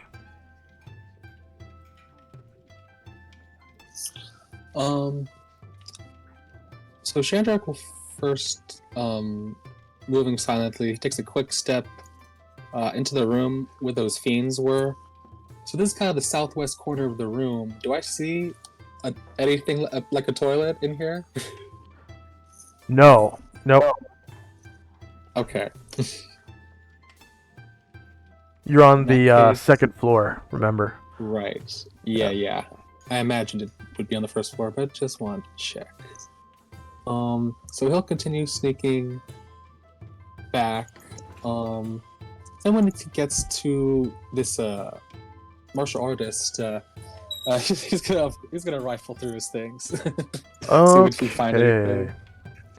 So on his person, you find in his pouch, pouches, there is some gold, some platinum, there's a stone gem. You find that he has a healer's bag.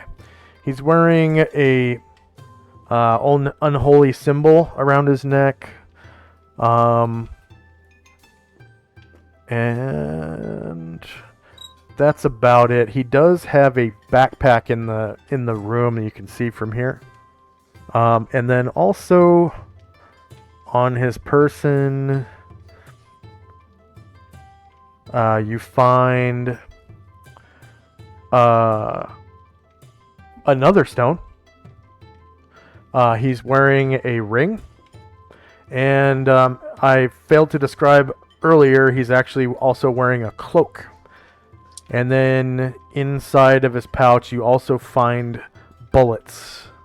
And they look like they were crafted with exceptional craftsmanship.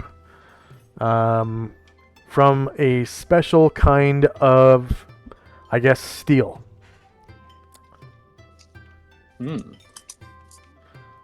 Okay. Alloy, like a steel alloy.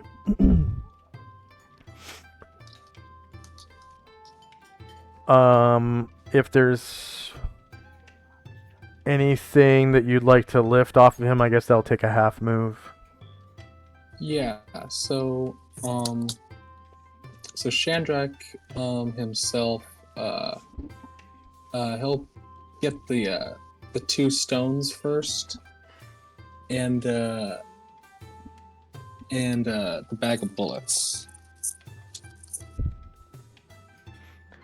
Okay. So yeah, you pull out the 2 stones and the bullets from his pouch. This character's name was Grandmaster Okiya Taketoshi. So, under bullets or whatever, you find 11 bullets. And they are of exceptional exceptional craftsmanship. And then go ahead and mention Grandmaster Okiya Taketoshi, and then also the 2 stones. Cool. The 2 stones look different. Okay, 2 different stones. Yes.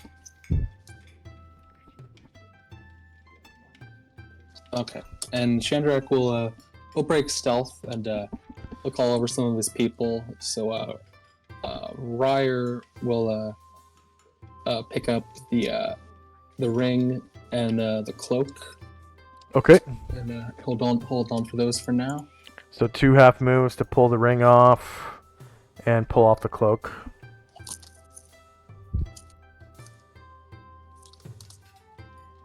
And let's see.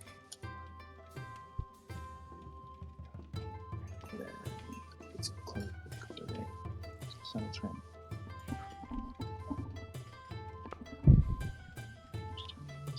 And cloak. Ouch. Yeah, I think the rest of my people will start to head back. Okay.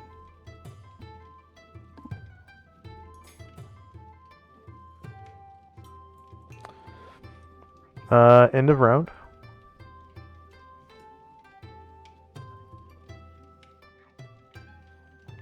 And people start rushing out of the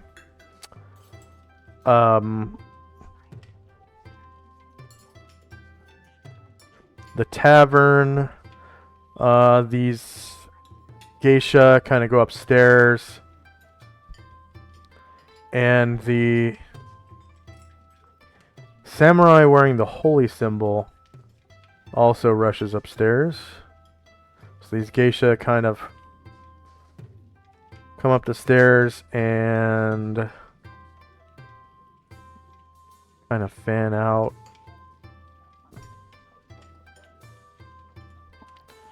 Like this.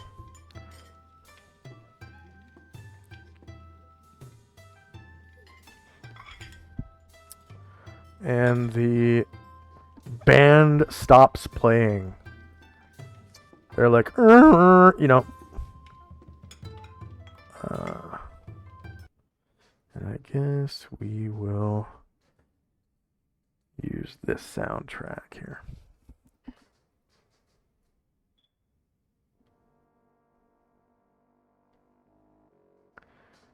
Because the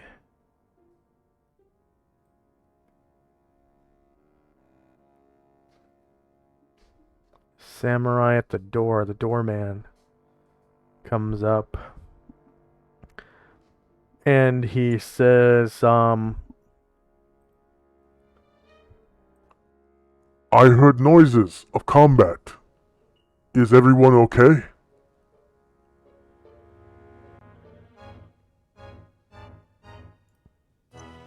and he is right here.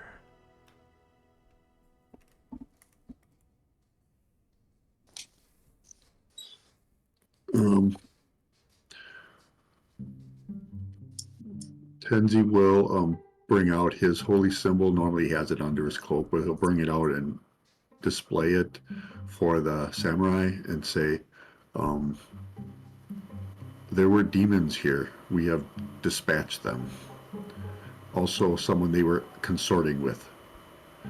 His body is laying in the hallway.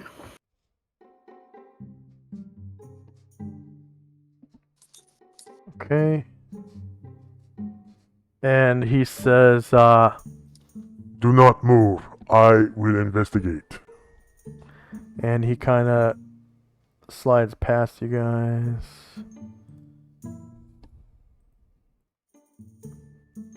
And jogging down the hall, he sees the body and just kind of gasps like that. And he says, "No one move."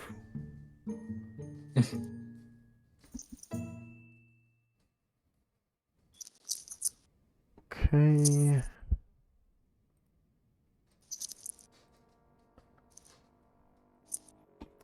Next up is Tenzi and Company.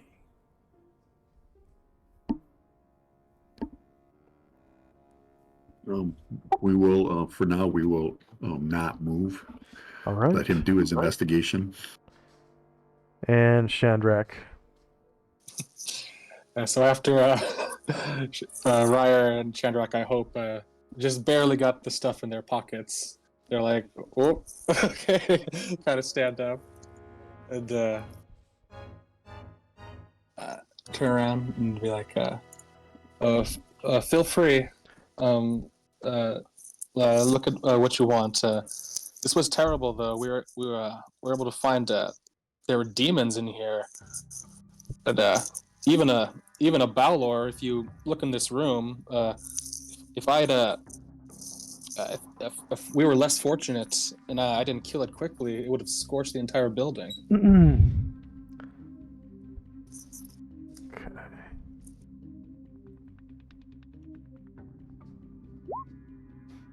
All right. Anything else for Shandrak and Company? No, he'll just, after explaining, he'll just stand there and let him investigate, and hopefully the room too, to see I was telling the truth about that. Yeah. So, as you finish, the dead body, its mouth opens, and Oh, right. ectoplasm, behaving like smoke. It's like a slime that just kind of behaves like smoke. Starts billowing out of his mouth, and one of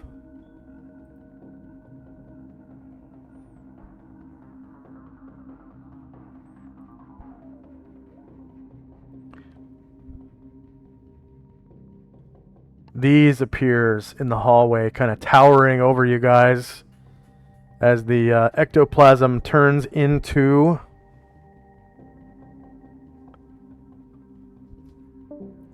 a Glabrizu.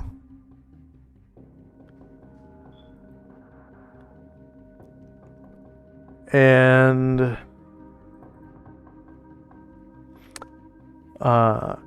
it is towering, broad, and well-muscled with 4 arms, 2 that end in clawed hands and 2 with powerful pincers. It has a dog-like head with sharp fangs and penetrating violet eyes. Its skin ranges from deep russet to pitch black. And communicating with telepathy, you hear its voice in your mind saying,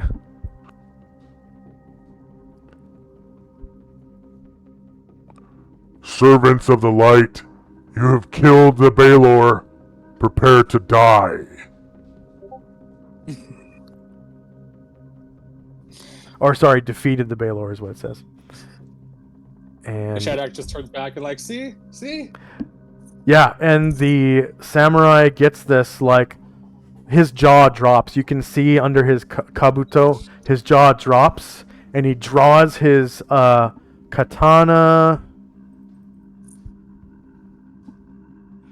and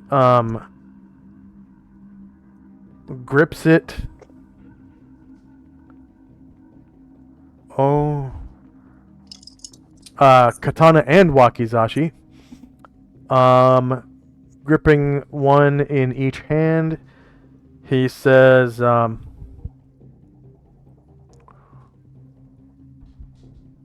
Foul demon, now you must die, for I, Shimazo no Inagami, paladin of Ushas, must defeat you.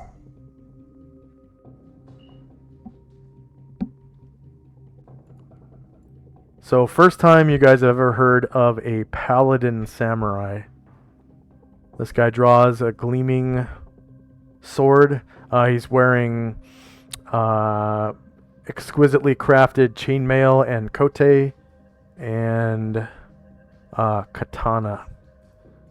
And we're now in initiative phase as the demon begins to attack.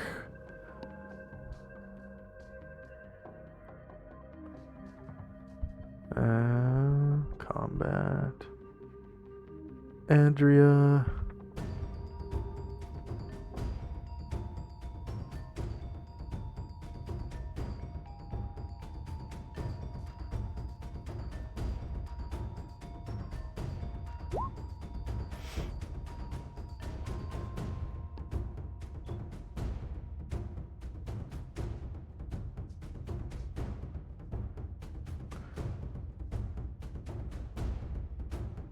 Does Chai Yai shout anything to Thalud?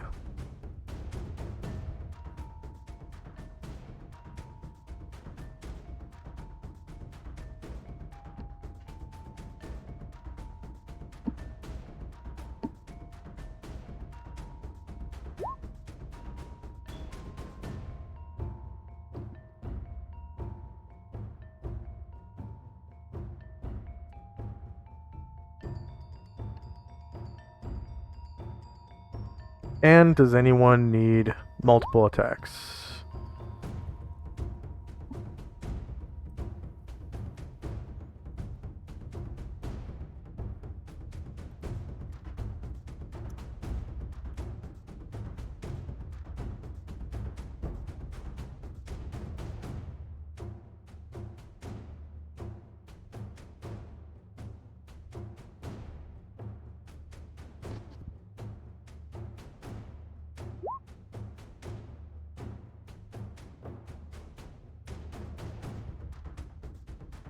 And Shandrak, you are muted. Oh. Yeah, sorry. Yeah, no. Yeah, Chaya just asked Lulu to stay near her, and if anything comes close, to try to keep her at a safe distance.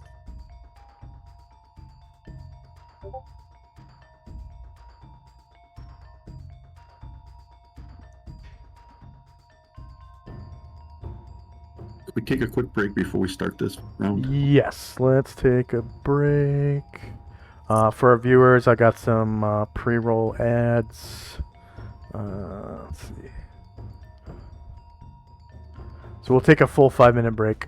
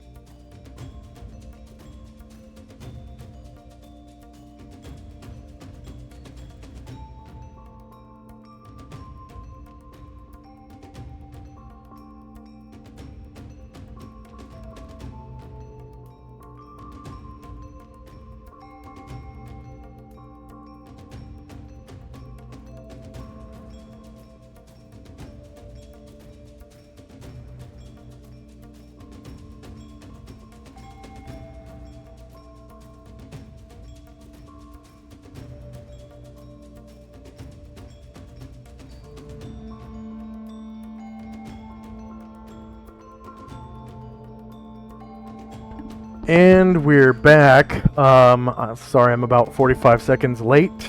My bad. So just to reiterate, Shimazono Inagami is a paladin samurai. So in the fighter's handbook, all of the kits available in the fighter's handbook are for supposedly paladins. They're available to paladins and rangers as well as fighters. So yeah. He's a paladin samurai. Is Tinsy there? I am. And Shandrak, are you there? I am, and actually, since it's initiative, I'd like to change my mind. Chai will actually say, Tholud, get my Shandrak and bring him here to safety. So she wants him to pick him up and bring him here.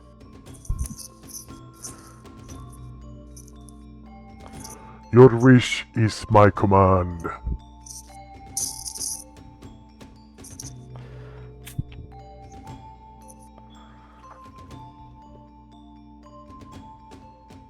So I will roll initiative for him. I think he's a large creature.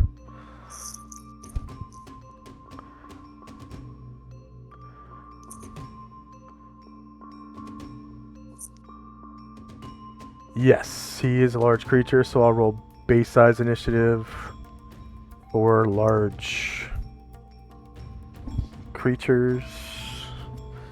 Did anyone need multiple attacks? I think Shimazono needs multiple attacks. Inagami, sorry. That's his given name.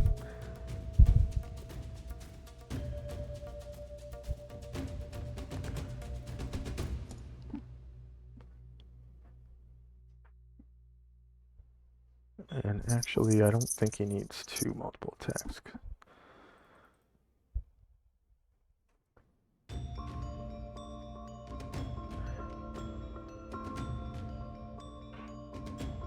Just one for now.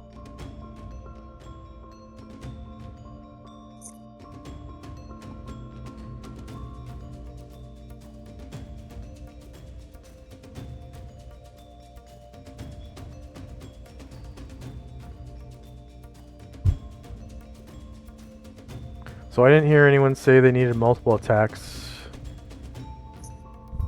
No, not for me. Okay. Oh no, wait. Sorry. For Ryer. One for Ryer. And he didn't recover his javelin yet, did he? Yeah. Nope. Never mind. Yeah. So he will do something to. Oh, you know what? No, it wouldn't. It wouldn't stick in her as she was sucked out into the silver void. So yeah, it's just on the floor where she was, by that back wall. Yeah. So he'll draw his sword pistol. Oh, and speaking of which, let's see. The sword and whip from the Baylor are on the floor there.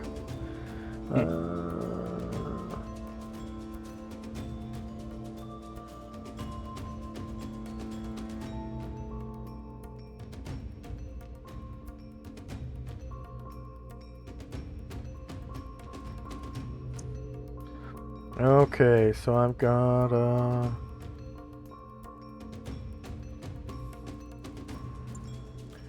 javelin-ish token right here.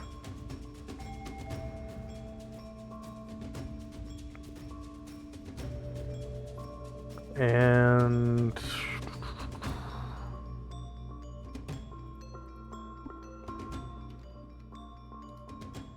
no.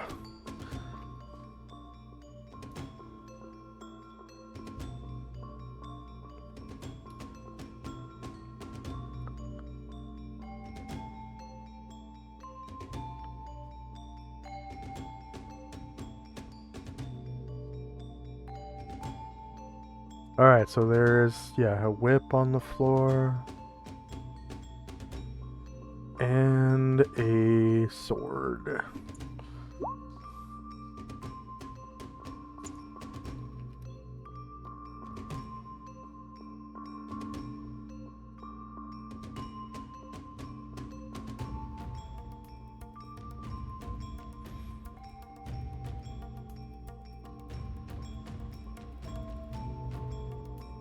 And the sword looks like a bolt of lightning or something.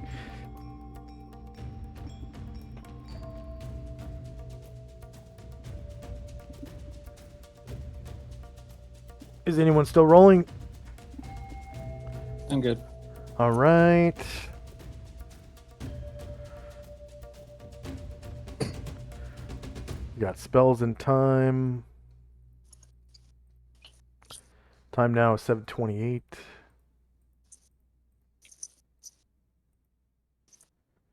Ryer's rally is gone now. That was 0 round. Sakaki Buma.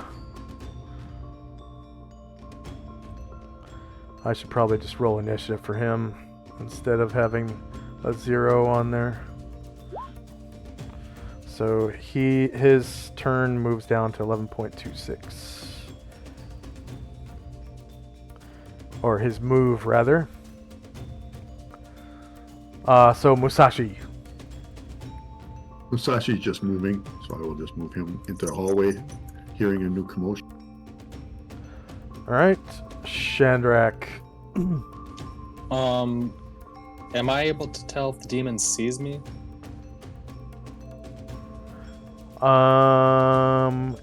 Didn't you maintain stealth? Because or are you just invisible now? I mean, yeah. If I could have, was stealth while I was searching. Yes. I just have to roll a check for your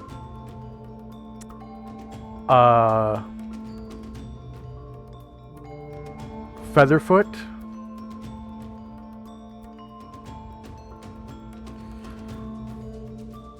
Alright, so you were able to maintain stealth, so you can make a backstab if you want.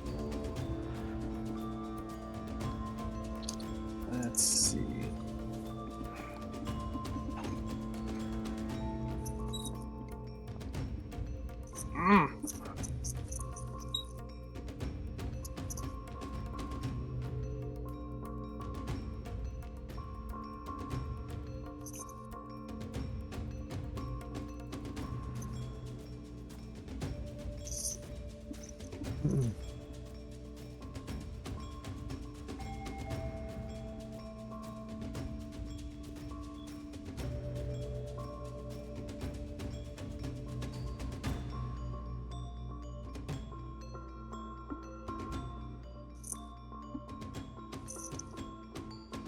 Alright, -16 beats AC -7. You cause 77 points of fucking damage, killing it in one shot.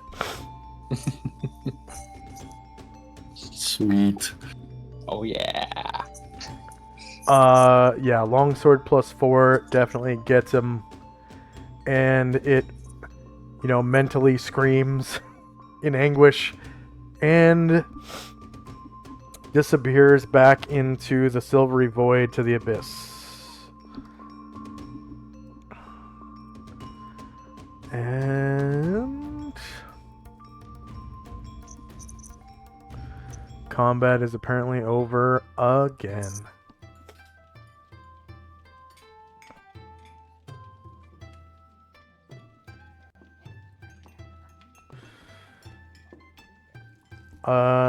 So Tenzian Company.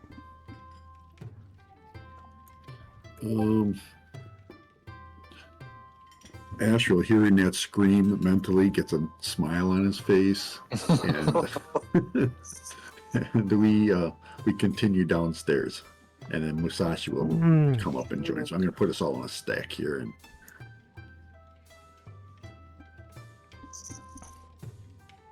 we'll head down the stairs. All right. And that samurai sheathes his sword and says, "All is well."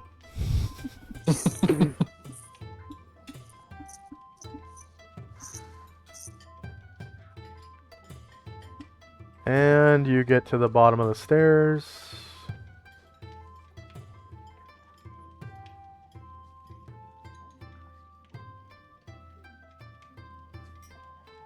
And we'll make room for the others. And you'll say, Zaman, you missed some good action. Yo, I couldn't get up the stairs.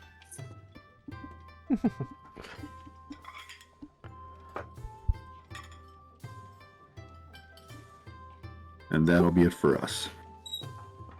Okay.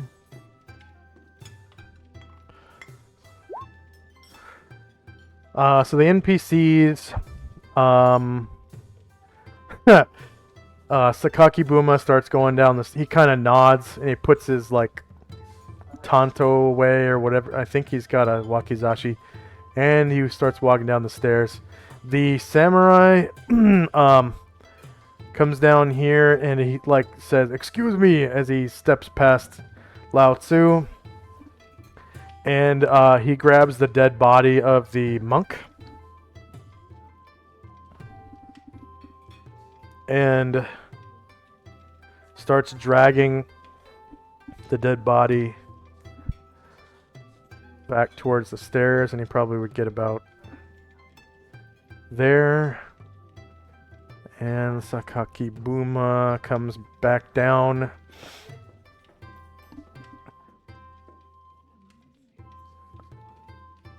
The base of the stairs and just kind of jogs back to his lady friend.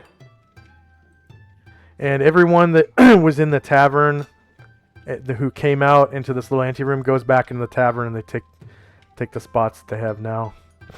And Sakaki Buma comes back to this table and sits with his geisha friend.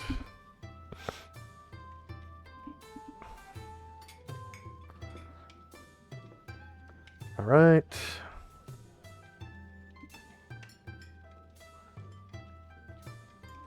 So, end of round. And time now should be 7:29. Yep.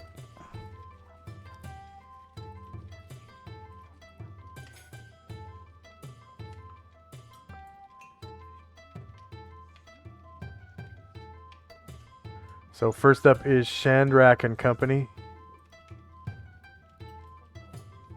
So Ryer will come around, stepping around the Balor's nasty stuff, and picking up his javelin.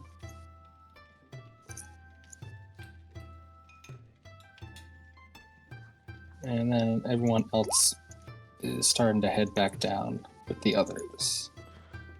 Okay.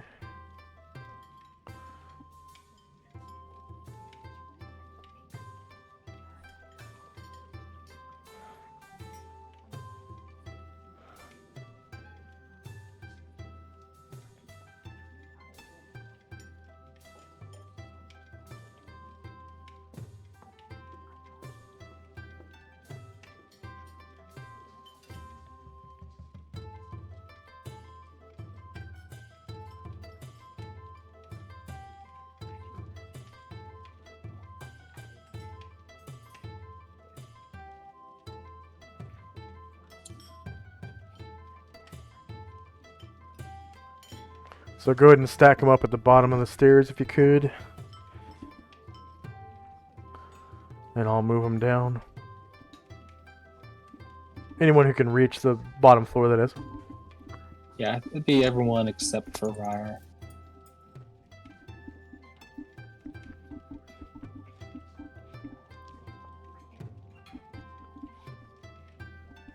There we go.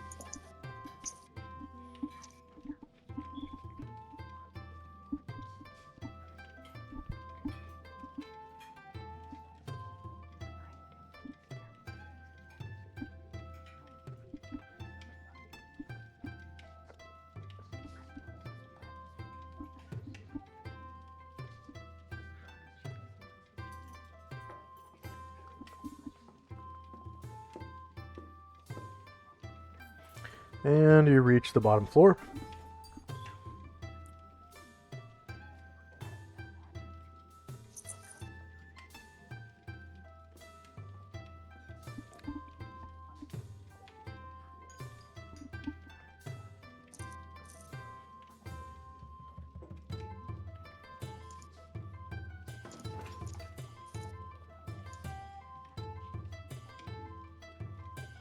Alright, yeah, that should be all my movement.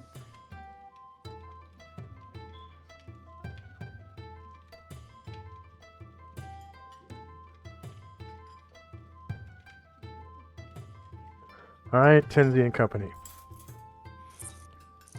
Hmm.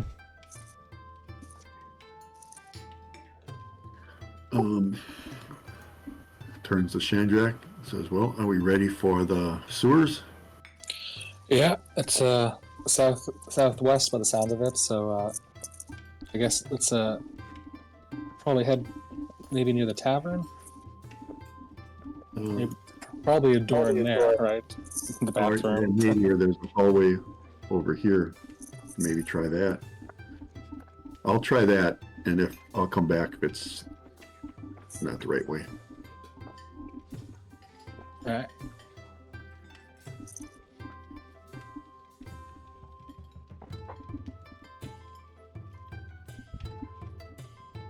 Hmm.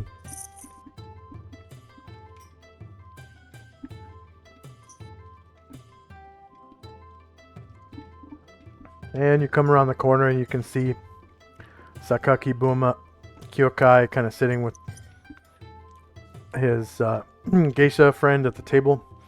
And he looks at you and kind of nods.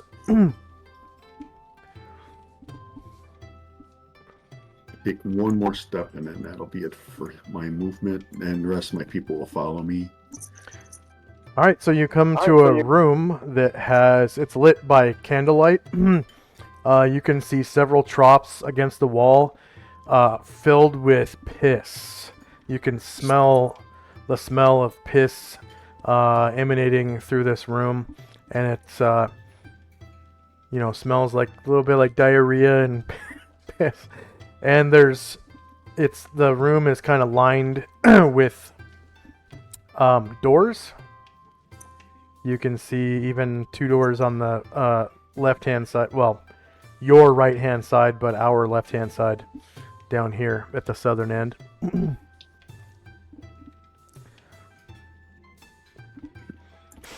All right, and then at the end of his movement, he's gonna get his backpack out, or kind of swing his backpack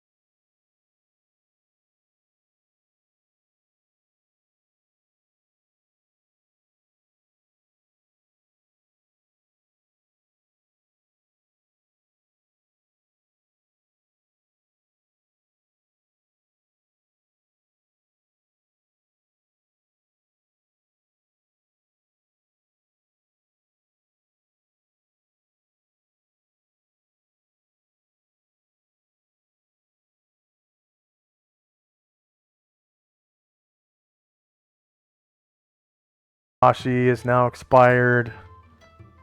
There's a couple other things that are expired. First up is Shandrak and Company. Not seeing Tenzi yet. I'm gonna investigate in the tavern.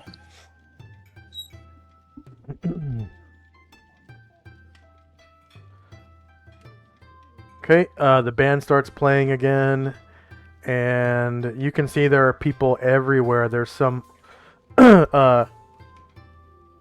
you barbarians listening to the band play. There is a female bard playing the taiko drums, male bard playing a koto, and there's supposed to be a third bard playing flute, but I didn't put the token down yet. I think I have. There's like some kind of flute instrument.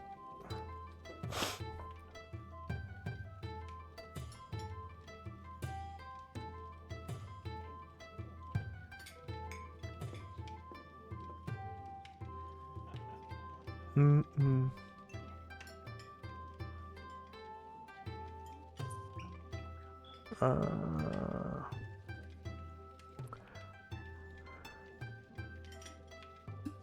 Okay, here is the bard playing the flute. It's kind of dancing around merrily. There are geisha in the room. There's a few Wu-Jen. There's one in a wedding dress. And this Wu-Jen down here. And down in the southwest corner, you can see a bunch of Ronin. Here. And here. You can see several side rooms are open. And as you walk through, you can see a couple Yakuza in one room and some Ronin in the other. And it looks like these are kind of like smoking rooms and gaming rooms. So they're like the Yakuza are probably smoking, smoking drugs and playing dice or something. And then the Ronin in this back room are probably smoking drugs too and drinking sake or something. And there's a couple geisha down here as well. Anything else for Shandrak and Company?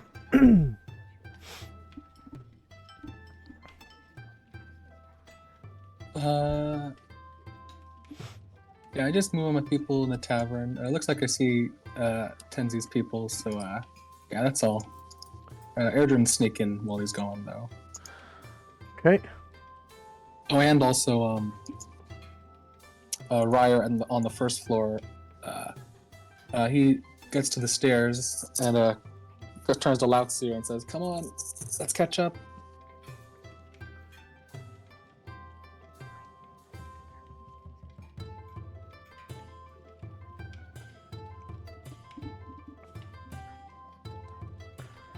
And Lao Tzu will come down the stairs with you. As will the geisha that came upstairs. They're going to come down.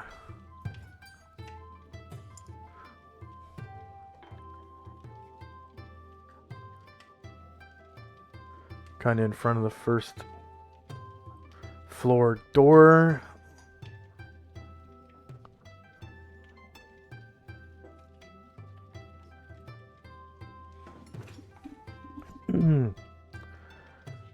And the samurai is still dragging that dead body.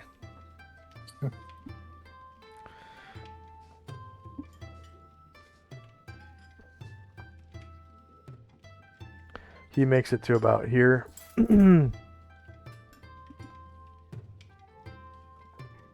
And he looks at you guys and says,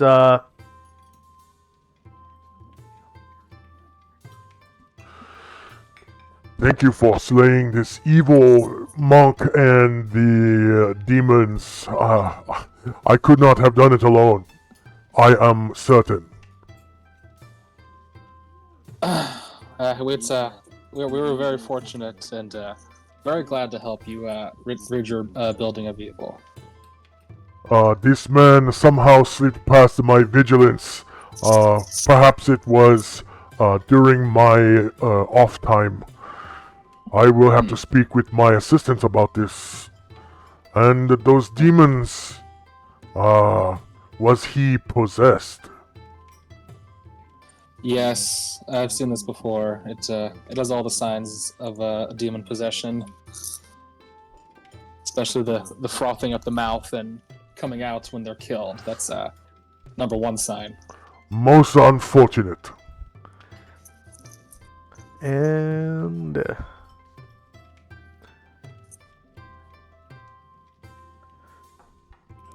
your group is able to make it down to the bottom of the stairs on the first floor.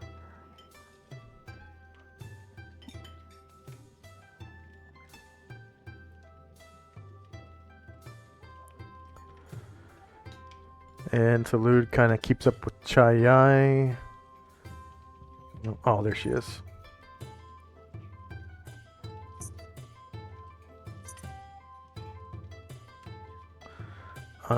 That's weird.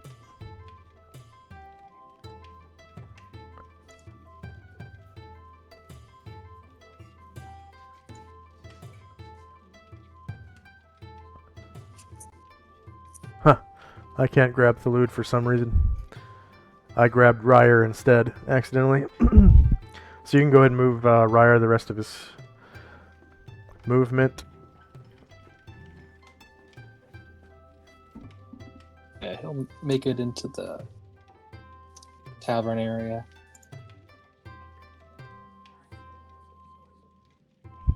People kind of gasp as the genie passes through the room.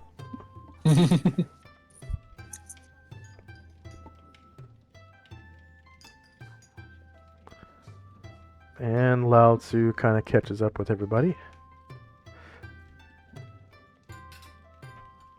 Anything else for Shandrak and company? That'll be all. Alright. Tenzi and company. Tenzi pulls out of his backpack the alchemy jug and motions for Kyokai to lead the way. So we'll hold our action until after he shows us the way to the sewers. Alright. So he comes in and he opens one of these doors. And inside you can see that it's a John. And he steps in and he like lifts up the board around the, it's like a toilet hole, right? So he lifts up the board that has the toilet hole on it, and it's like a big rectangular, sump down into, and it's like covered in nastiness. And it kind of looks like it slides downward, probably about 20 feet. So Tenzi has the alchemy jug out. It says, "Let me freshen that up a little bit before you go in there." And he says, Oh, thank you. That is very much appreciated. and he steps back over by the piss trough. So Tenzi will come up, go to the thing. He'll get out the alchemy jug, and he's going to, I guess we'll go with fresh water. He'll start pouring it out. It does 2 gallons per round, and it can do up to 4 gallons in one pour. Okay. Yeah, that's enough to, wash down most of the booty crumbs and stuff. And yeah, it looks like it's a lot more pleasant, though the smell doesn't really go away. Right. Yeah, I wish I could do different liquid, but I can only do one kind on any given day. Could have done Yeah. some ammonia or vinegar and then.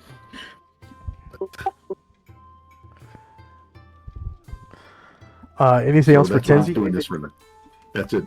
He's spending the round pouring out that water. The others will just wait.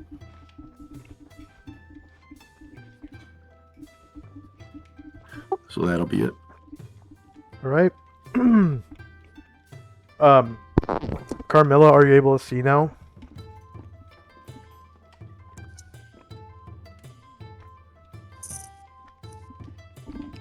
It's on mute. Oh yeah, you're muted on Discord.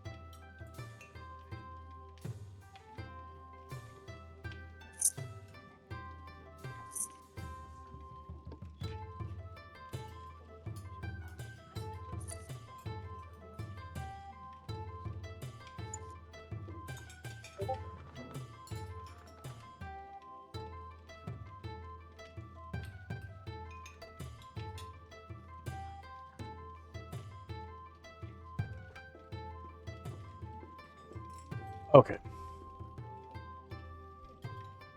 Technical difficulties, I guess. So just ignore the female, like, Ronin that was right there.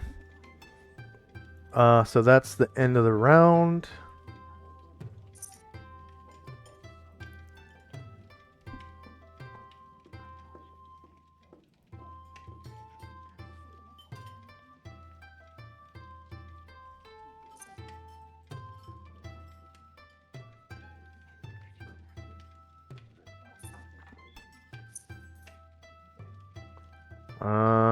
Yeah, protection from evil on Musashi, Lao Tzu are both expired, and Ryer's Rally is expired as well. Shandrak and Company. Yeah, I think Ryer.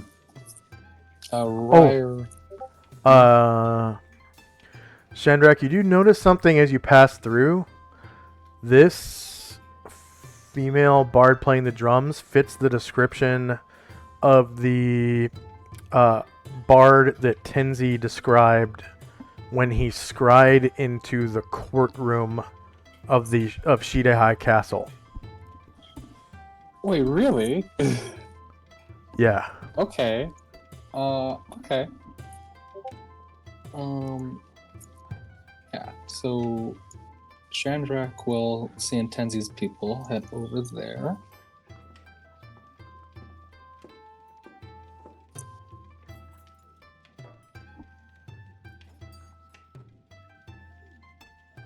Ugh.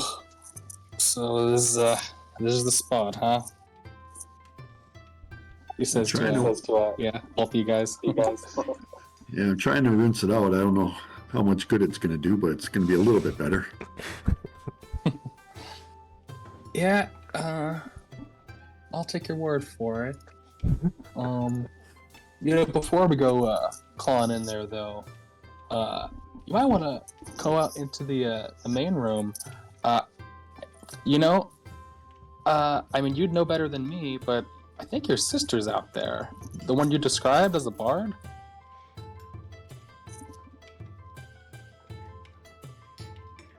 I think she's playing the drums out in the tavern. I will. All right. He'll hand you the jug if you want to keep pouring, Yeah, I'll take up the beating. and then yeah. Yeah, you, Tenzi, you remember describing the bard to him, but you never told him that she was your sister. Oh, okay. Sorry. Okay. The person you described as important. I thought he said that, but yeah, he mentioned it was important. Oh, so the bard from the court. Yeah. The Shogun's court. Yeah. I wonder if they might be able to get us in a less, a more sanitary way than this. Huh. You think? We could try to get multiple groups of invisible people.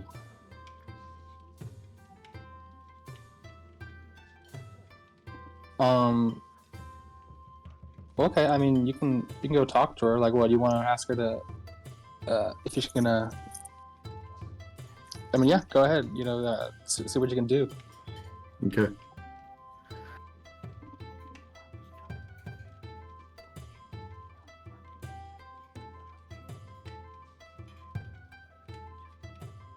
Yeah, that's all for me. Okay. Next up is Tenzi and Company. So yeah, I hand him the jug. It's pouring out fresh water, and he'll move.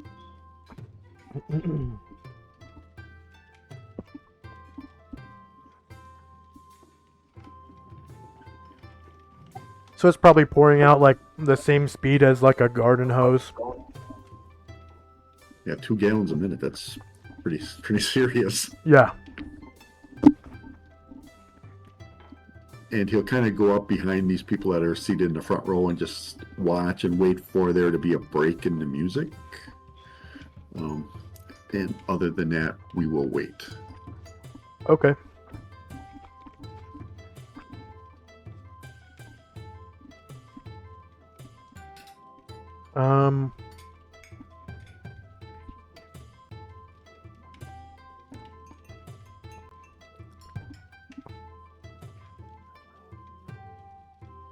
Oh, okay.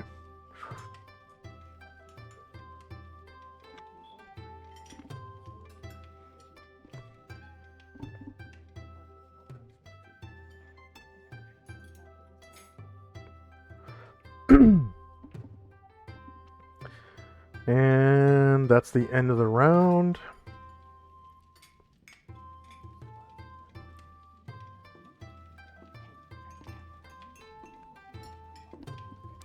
Got spells and time. First up is Shandrak and Company. Still on making this toilet a little bit clean duty. Yeah. And I think Ryer will pull out his guitar and try to begin playing a rallying song. Okay. So the air fills with the sound of guitar, and the band stops playing. They're like, "What?" There's like, you know, because it's really off-putting.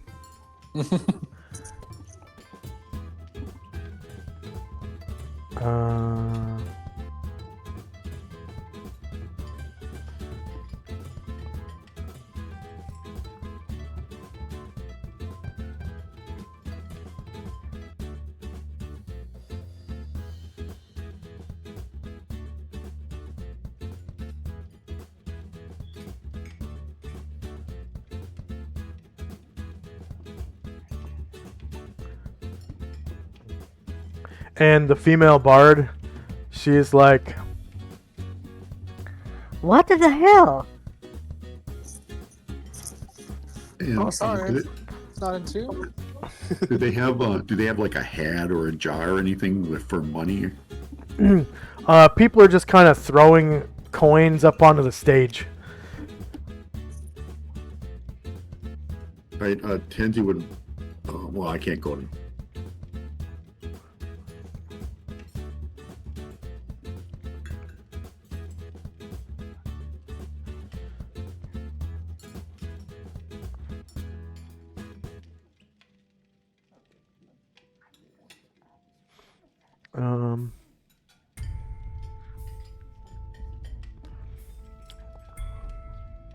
So there's scattered coins on the stage. Kinda, it's thinner than this. I couldn't find a token that was thinner than this. But it looks like there couldn't be more than, say, 20 silvers on the stage. Whoops. Why is it so hard to expand this token?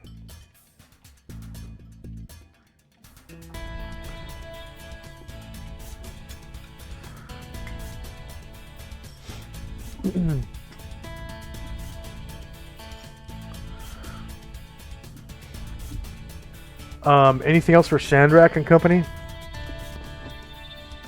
I love this song. This track is awesome.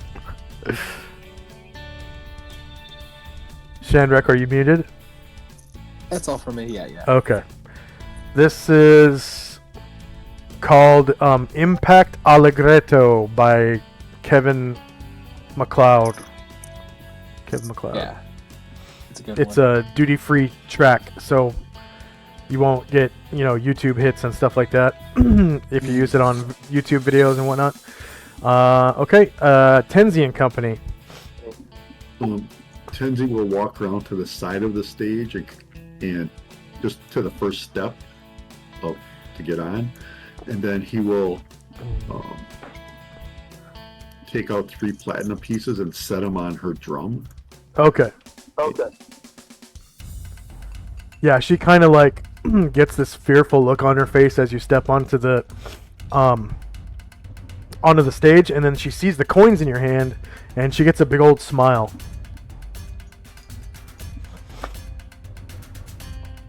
And I'll say that I've seen you perform before. It was in much harsher circumstances, in the presence of the Shogun.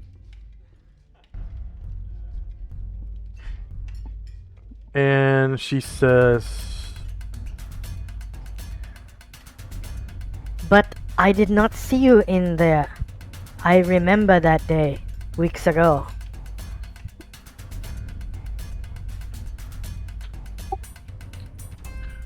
I've been granted powers by Ushas that allowed me to see it.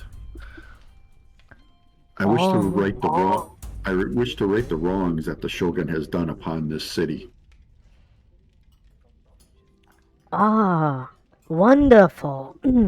I think I know who you are. Grandmaster Tenzi of Mingdao. He does a slight bow.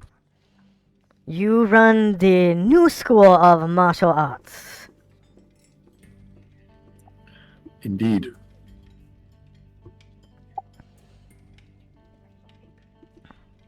So you have not been back to the Shogun since that incident? No.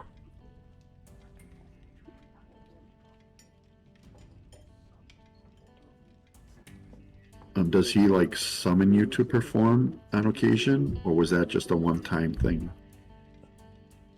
That was the first time.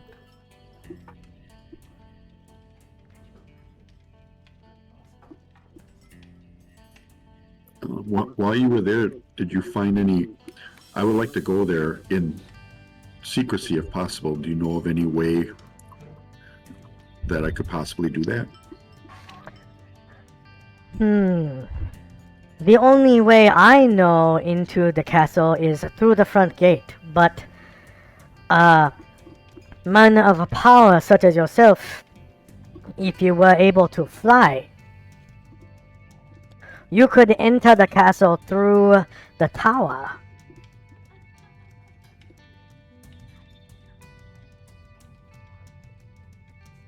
He nods, and he gets out 3 more platinum pieces and puts them out and says, I really enjoy your music. And with that, he will leave. But and she takes the, you said 6 platinum? Yeah. Okay. And, so then I will come back and tell Chandrak of an alternate route. Yeah, that's true. I think we were able to see the castle from the pagoda. Yeah, but yeah, I think that's just a little too direct and dangerous, though. You know, if any of the demons see us, we'll be attracting the whole city. That is true.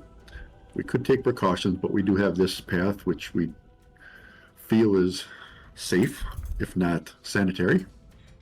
Yeah, it's definitely gonna need a long back when this is all done. But yeah, I think this would be the best route, because if we can get there unannounced, I think that would be best. Very well. And then Tenzi will reach for the jug from Chandrak. And it should be... Oh, yeah. It's still going because it takes 2 whole rounds, Yeah. right? Yep. For this one, yeah, 2 rounds. Okay. Freshwater. Oh, actually, I could do 4 rounds of freshwater, but yeah. Okay. Anything else for Tenzi and Company? Nope. All right. So the ninja get 4 spaces closer.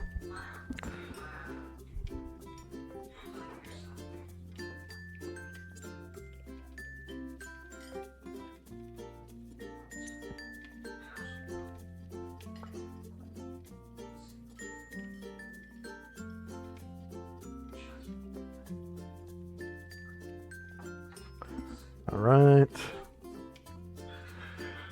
End of round.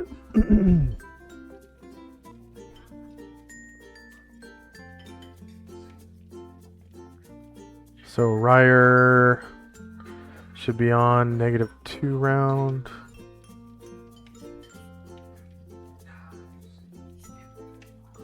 Let's see, -3. So as soon as I click next, -2 round. And Chandrak and Company. The band is still not playing. The sound of the guitar is too distracting. Oh yeah, so yeah, Chai will turn to Thalud and say, we'll be heading out soon, so you can stay in the ring for now. You don't need to crawl through the sewers. So Thalud just goes back into the ring.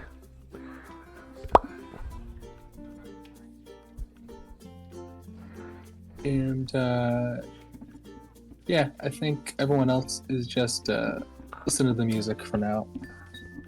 Okay. And Chandrak's waiting for that thing to finish.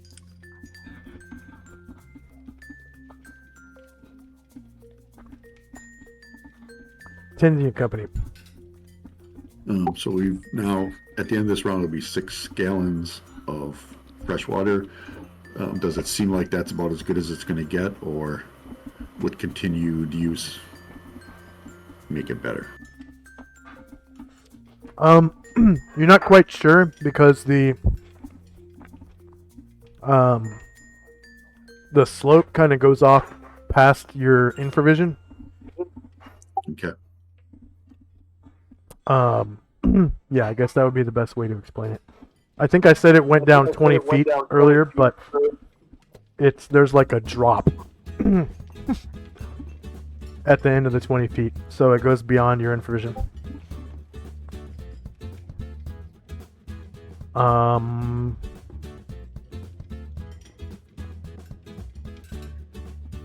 Anything else for Tenzi? Now I'll stop at the end of the round and say, I think that's about as good as it's going to get. All right. I guess let's enjoy the music, and I'll get a drink real quick, and then we can go. Kyokai turns and says, his shirtless self says, Thank you for that. it would have touched my skin otherwise. Yeah, that looked pretty nasty. So end of round.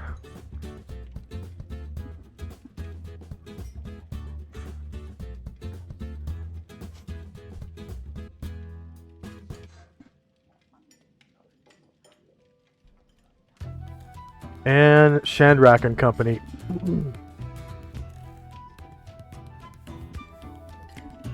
Alright. So Shandrak's people begin to make their way in. And like I said, Shandrak is going to come up to one of these women. Good wife, if I could have a quick cup of sake, that'd be most appreciated. She bows and comes over to the bar and grabs a sake bowl and fills it out of the sake jar and brings it to you. And Shandrak just he just hands her a gold piece, and he just like a shot just pounds it down. Yeah. It's nice and strong too. And she brings the gold over to the cash register. I don't know. Maybe just to the bartender. She gives it to the bartender. And it looks like she was like, I don't know, maybe like scrubbing the floor or something. She goes back to doing that. Shandrak kind of, all right, let's do this. And more people just moving in and listening to Ryer.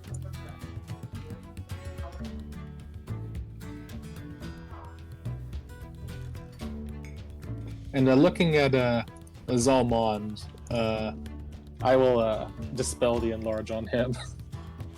Ah, okay. Definitely too big to fit down there.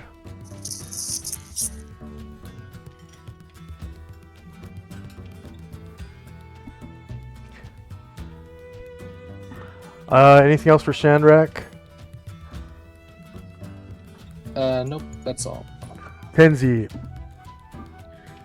Tenzi will go to Chandra. That looks like a bit of a fall there. I think maybe we should get a rope.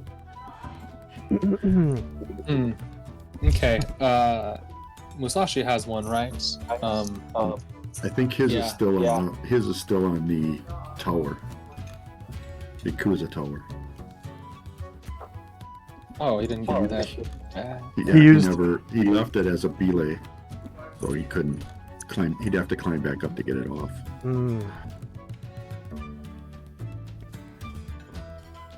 But let me see. Maybe Tenzi has one. Yeah. If not, once Sakabuma shows us the path, I could go down, and then maybe have I could get I could have Chai could come after me, and then Thalud might be able to catch us and help us down if there's a drop.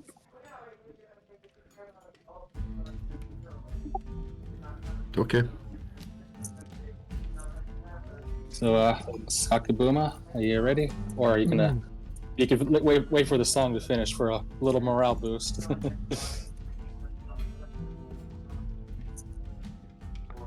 Yes, I will wait. I love this song. That's all for me.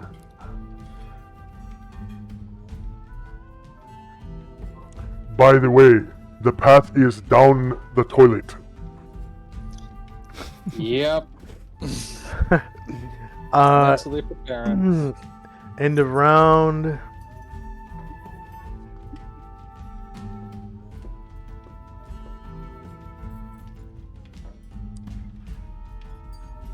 So this is 0 round for Ryer's Rally. At the end of the round, it will take effect.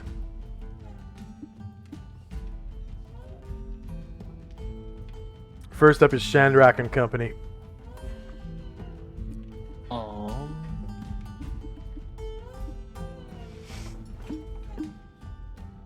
Chandrak is going to use his staff and cast a protection from evil onto him. Onto himself? Yes, himself. Okay.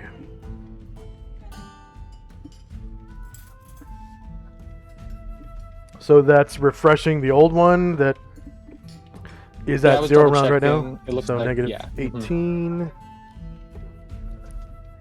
Okay. Anything else for And then Chandrak just- Company? Just listen into the final chords of the song. Okay. Tenzi and Company. We will also enjoy the song, and yeah, I think that'll be it. Okay. As does Sakaki Buma Kyokai. End of round. Do you guys belay the rope? Or throw the rope down or whatever? Tie it and throw it down? Is that what you were doing or? Did we have a rope? Yeah, Tenzi has one. Okay, then yeah. He Sounds has a good. silk rope. Okay. Oh, yeah, I got to mark that I've used it here. Okay.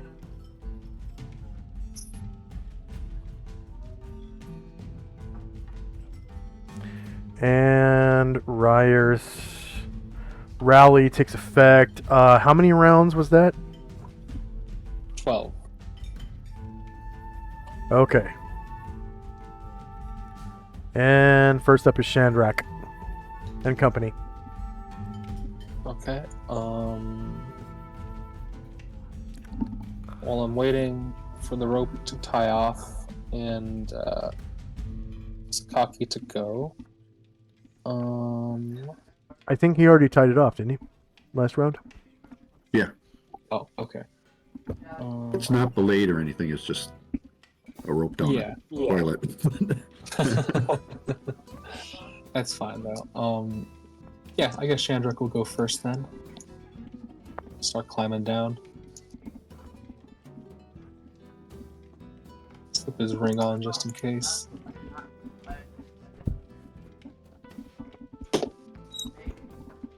So yeah, Just- Chandrak will start to climb down. Just him, nobody else. Well, yeah, with the rope, yeah, him and Chai. Chai will go after him.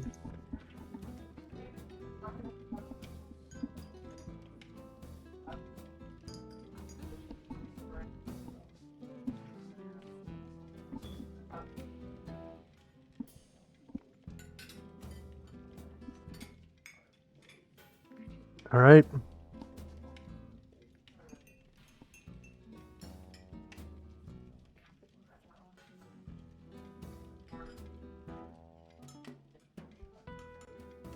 And Tenzi and Company.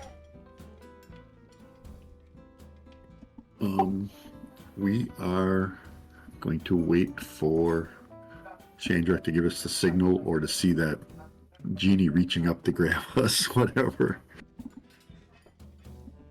The genie's gone. Yeah, Oh, the genie's gone. Okay, Yeah. well, we're just going to wait for Chandrak's signal then. Okay. Sakaki Buma jumps down and grabs the rope.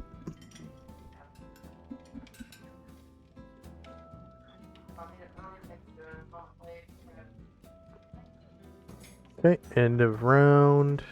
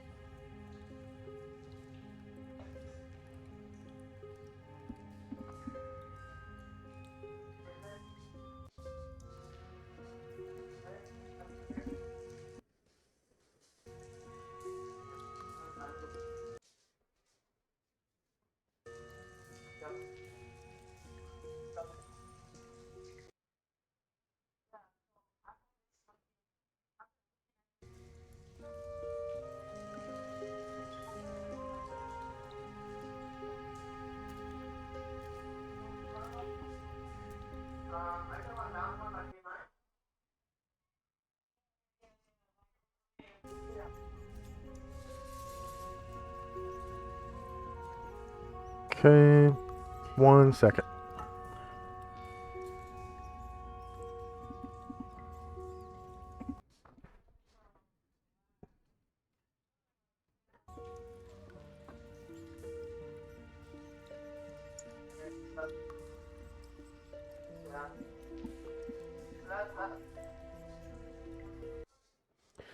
So you descend the rope.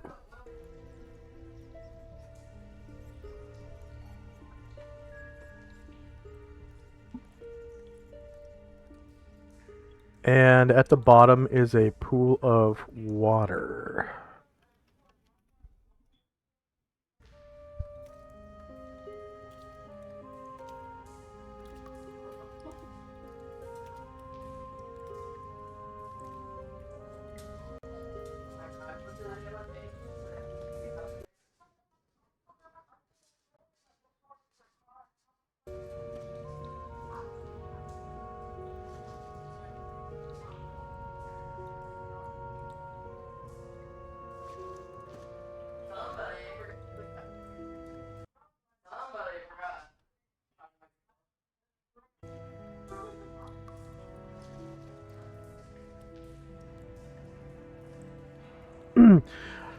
All right, so light is shining down the toilet and sort of illuminating like a 10-foot diameter space around you. And other than that, there really is no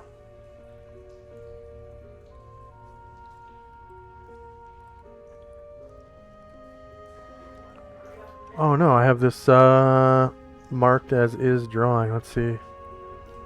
Advanced on God. Okay. That's annoying as shit.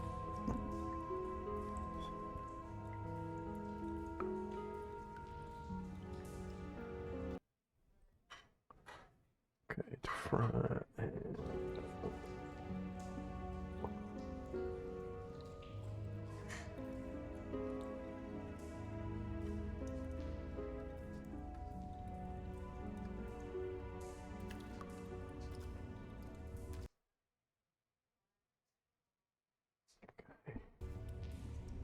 There we go.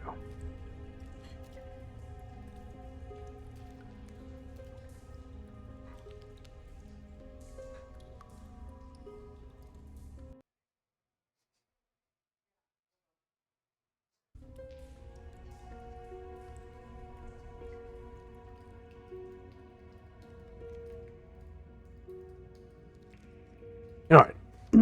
So, you get down to the bottom of the rope, and a 10-foot diameter space around you is illuminated through the toilet hole. And the rope is kind of hanging down right at where you're at, Shandrak. Mm-hmm. And you can see that you're in like probably knee-deep water. Beyond the light, by your infravision, you can see that it's a circular room, holding this water kind of like a bowl. And off to the east, you can see a passageway. If you were to climb up out of the bowl, and then the water sort of flows down towards the south. And Okay. let's see, Control L, down towards the south.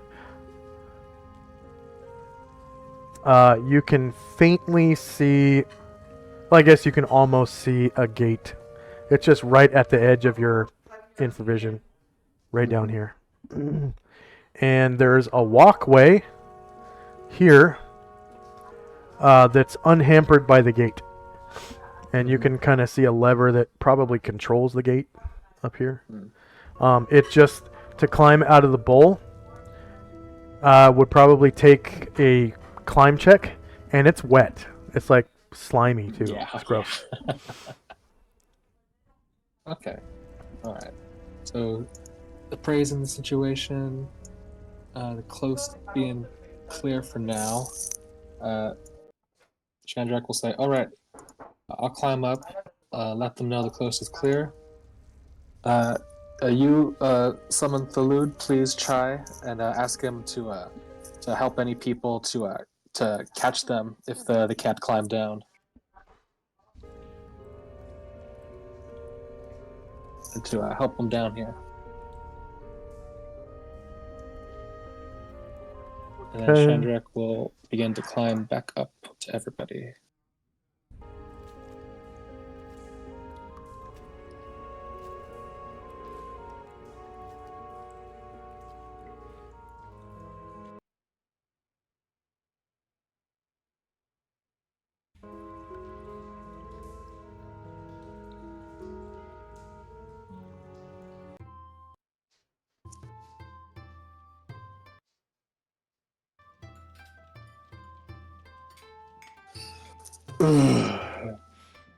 Oh, yep.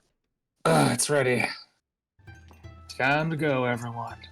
And you're covered in all manner of filth and grime. There's like fecal matter, mold, slime, like pond scum almost, and just up to your knees and all down your butt and back because you had to slide down, obviously. Yeah. So you're gonna take a couple careful steps. You'll be like, there you go. It's not as bad as expected, though, Okay. because you did. That's good. Yeah.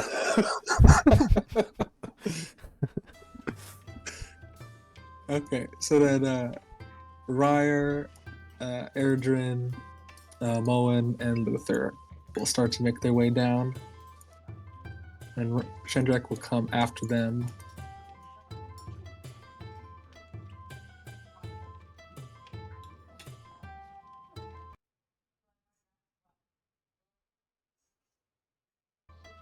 Or I don't know how much movement the climbing takes. If it took a lot, Shandrak will wait for Tenzi's people.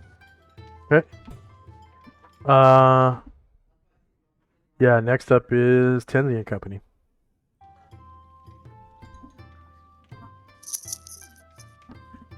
We're going to start with the person who's most likely to fall, which would be Zalman. So it'll be Zalman, Musashi, Tenzi, and then would it be too constrictive for Astral to fly down? Yeah, it's a really tight space. Right, so he'll have to climb. He'll go last. Okay. Yeah, for medium creatures, it's pretty tight. For large creatures, it's like constricting almost. Yeah. Large creatures can make it down though, just not huge. Excuse me. Anything else for Tenzi? Just go ahead and stack them up in there if you're moving down this round.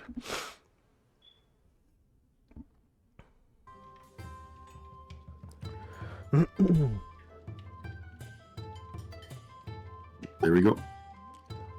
Okay. And so Shandrak staying up here? No, he'll head back down too. Okay. And Lao Tzu is going to follow you guys down.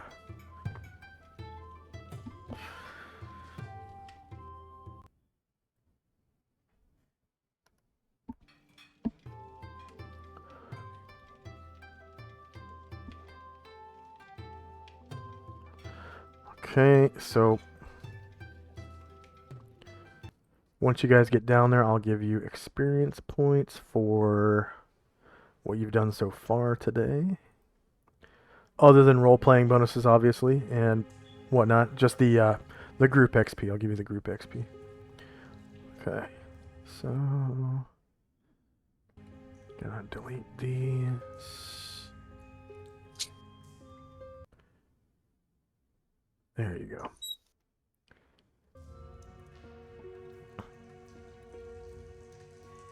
And then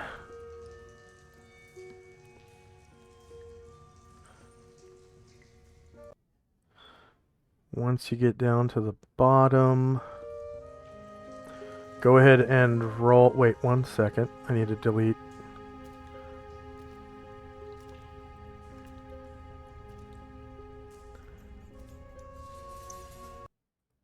That one. Okay, go ahead and roll base size initiative. And I'll do the same thing for the NPCs. Medium.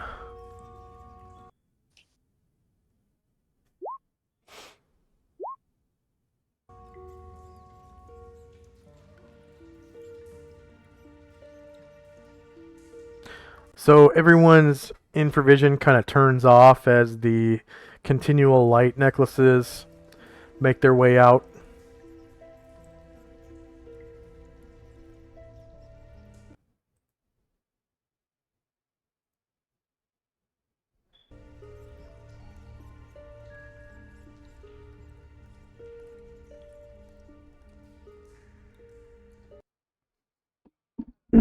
And let's take a quick 3-minute break while I refresh because my music is skipping now. So we'll come back in 3 minutes. Have a nice bathroom break, everybody.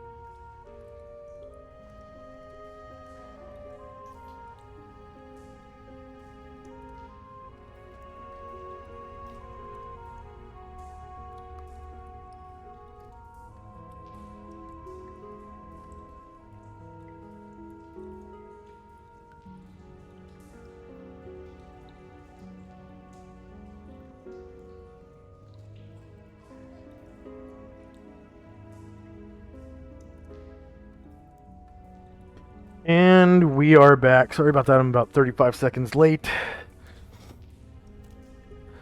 Okay. So sounds like all I had to do was refresh because the music is playing just fine now.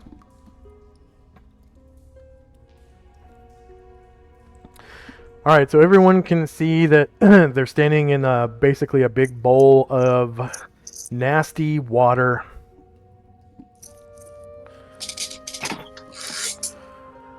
Up to like knee deep. Whoops, that's needs to be on the map layer. So you guys kind of disturb the water, and there's a big ripple effect.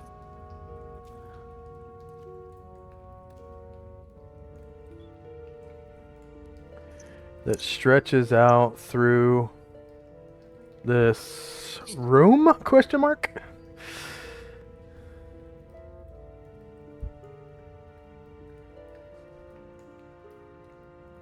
I guess it would probably be about this big, maybe.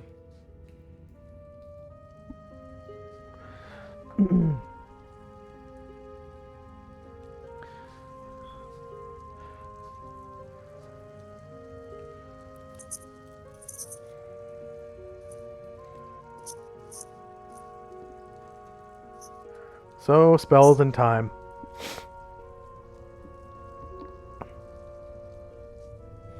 First up is Shandrak and Company.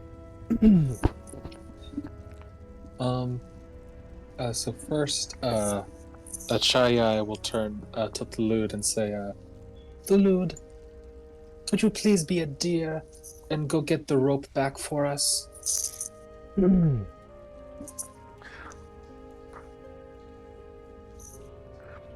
Your wish is my command. And he flies up, and you can kind of see the hole in the ceiling, and his like sort of ghostly tail thing stops as his upper body sticks up into the hole. And he doesn't go anywhere, I guess, for a second. Are you stuck? He calls down, There is an invisible force coming down the rope. Oh, wait, we look around. Is Lao Tzu down here yet? yeah, he should be. He's Really? at the base of the Is rope everyone there. down here? Not the ninja. The ninja are not down here. Oh, right. Okay. That's all right then. Come back down, Thalud. Your wish is my command. And he flies back down. Anything else for Shandrak and Company? Yeah. Shandrak will. He'll use his staff. Wave Chai over and give her a new protection from evil. Ah, restoring the old one, yeah? Okay, so... Yeah. Protection from evil on Chai. Yeah, how long does that last? Mine are 18. Negative 18. Alright, anything else for Shandrak and Company? That is no move action. Did you have to move to do that? No, I waved her over to me. Okay. And Ryer steps to the edge, and he can kind of see, you know, a little bit beyond the light from where he's at. It looks like there's a bowl. Can we step up from there, or do we have to climb? It's a climb. It's wet, but it's sloped inward, so it's easier than climbing a wall. Yeah, Ryer is pretty good, so he'll try to climb out. All right. Checks Steep skills, climb walls. Sloped inward. What's he wearing? Chainmail? Yep, magic chain.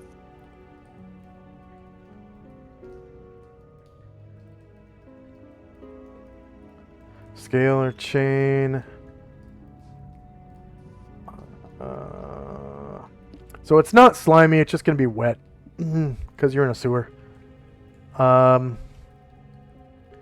He's not using any tools to climb, is he? No. Okay. Alright, so his target number was 95 or less, and he rolled 30. So he gets up to the top here, and you can see into the next room. Oh, I actually need to...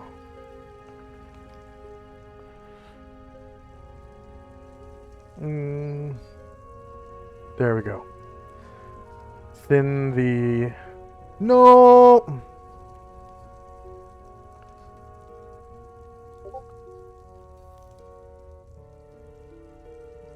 Okay.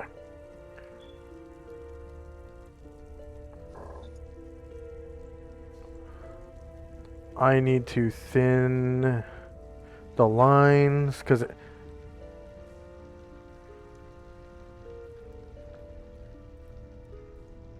And pin line, there we go.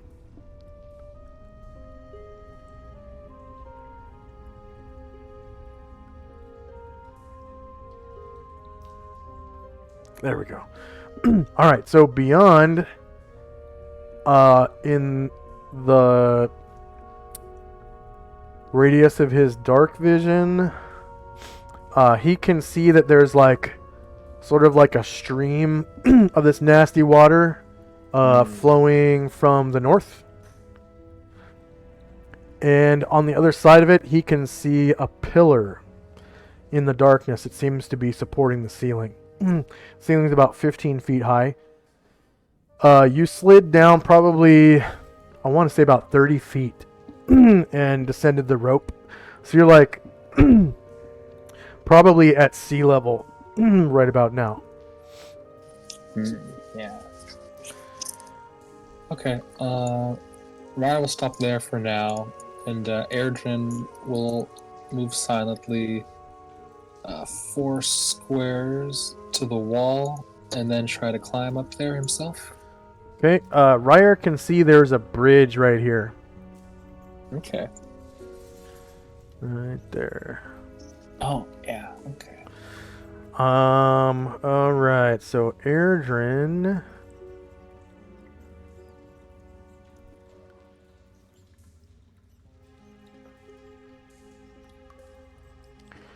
tries to climb walls, so that is sloped inward. What's he wearing? Leather? Leather. Okay, and conditions are slightly slippery because they're wet. Is he using any tools? No. Okay. Alright, so he's able to climb up.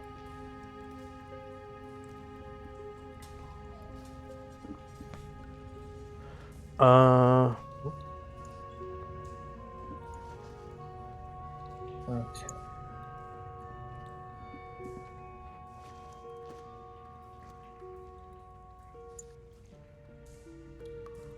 He'll stop his movement there.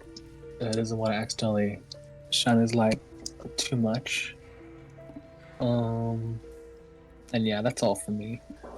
Alright, Sakaki Buma comes over to the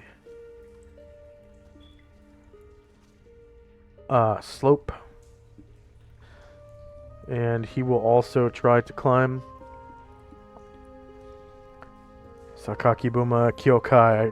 I keep forgetting to call him Kyokai. That's his given name.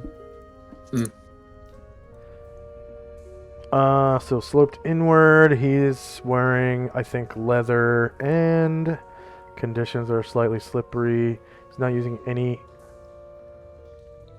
tools. He climbs up next to Ryer. And he's human, so he doesn't have... He's dependent on your light. And he kind of stops right next to Ryer.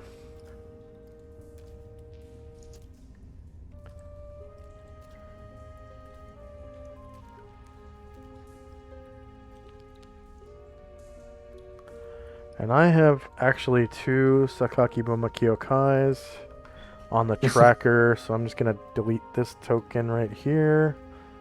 Delete the other one on the tracker. Paste this one back in. And re-roll his initiative because he already took his move.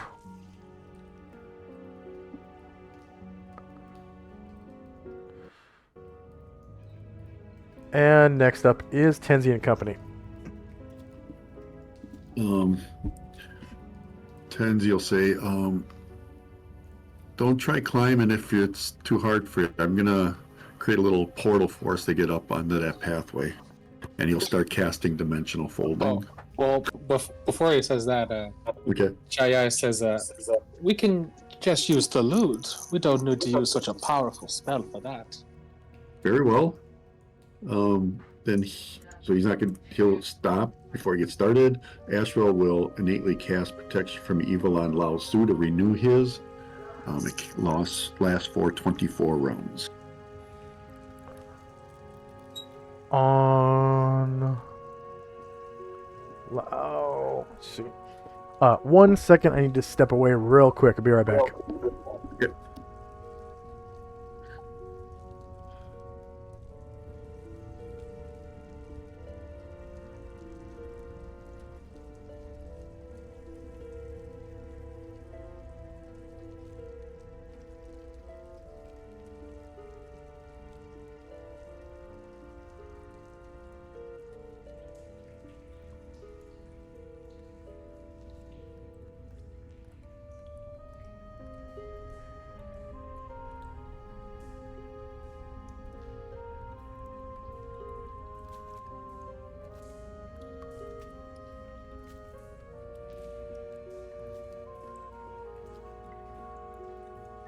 And I'm back. Sorry about that. So you were refreshing Lao Tzu's Protection from Evil? Yes. How many rounds? 24. And that's from Asriel's innate Protection from Evil, right? Yes. Okay. Anything else for Tenzi and Company? Nope. We're waiting for transport, apparently. Okay. So the ceiling in here, just to reiterate, so it's like a 10-foot climb to get up out of the bowl, and then from this surface upwards, the ceiling is 25 feet, or sorry, 15 feet above this.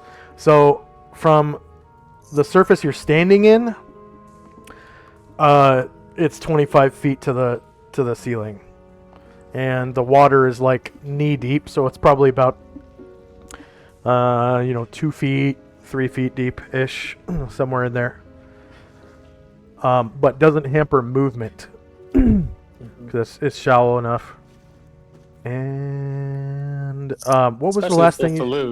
Because Yeah. he's weird and could go sideways if he wanted to. And Yeah, he ignores flies the verticality. pretty well. What was the last thing you said, Tenzi? I think 24 rounds. 24 rounds, and that was it? And nothing else? Anything else for Tenzi and Company? Since he can do that innately, Astral will just fly over. Yes. Because we're inside now, we don't have to worry about the gale force winds. Yes. Fly over in front of here. All right. And with his infravision, he can see into the next chamber. There is a... Oh, did I not dynamically light that? I did. Okay. So there is a large pillar about 10 feet across holding up the ceiling, and you can see the end of a bridge here. And then there is a flow of water here heading down southwards. Okay. Yeah. That'll be it for us then. Okay.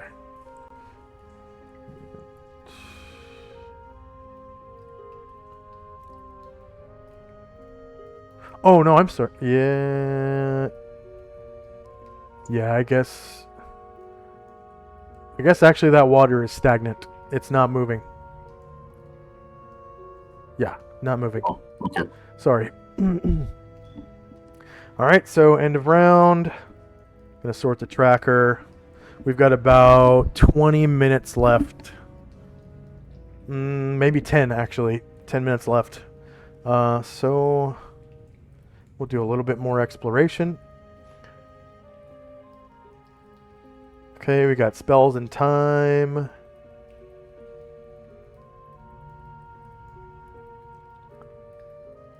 First up is Kyokai. He just kind of is going to step to the edge of the light, and then it's Shandrak and company. I So think. Thalud first will pick up Moen right next to him and fly 5 squares over to the corner to drop him off. And then from there... Who? Moen? Yeah, Moen first. Alright. Just right next to him. Moen.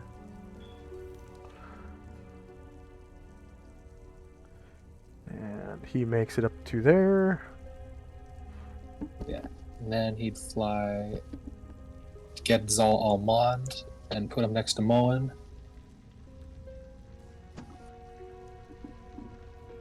Yo, thanks. And then Luther next to Zalmond.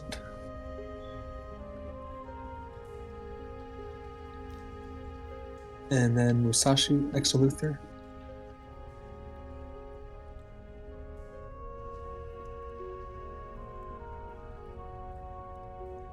And then Lao Tzu behind Ryer.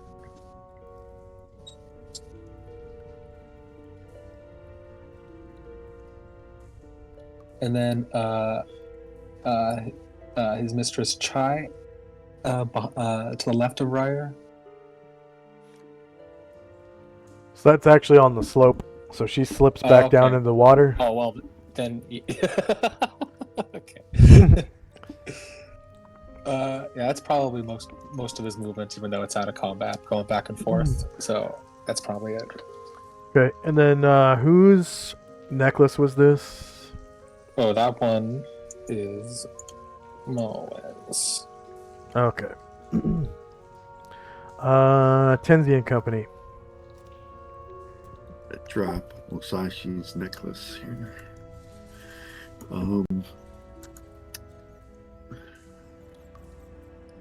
Astral, go in here, get a better view of this bridge. He'll ask Kyokai, which way, north or south, east or west.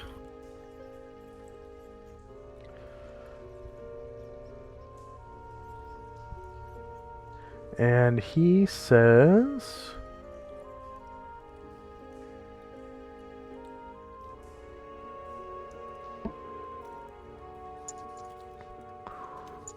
Southeast. Perhaps we should cross the bridge first. Very well. And he's going to stop. Astral will stop. No, well, he's flying, so he's going to fly over the bridge. Okay.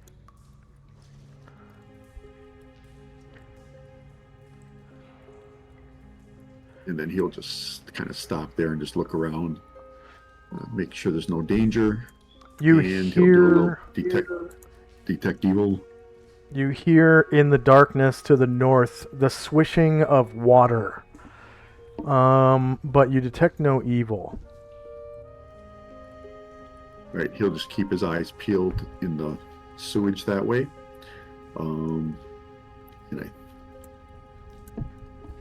Zalman will come up by Musashi, and oops, looks like I was still on the thing.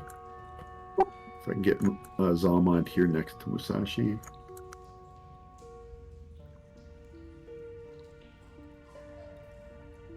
Thank you. And then that will be it for us. Okay.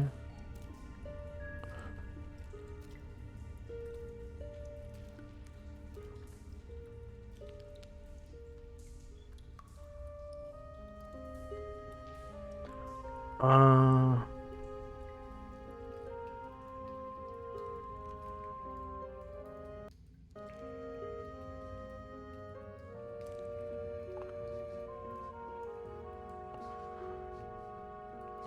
so just then you see what was making that noise.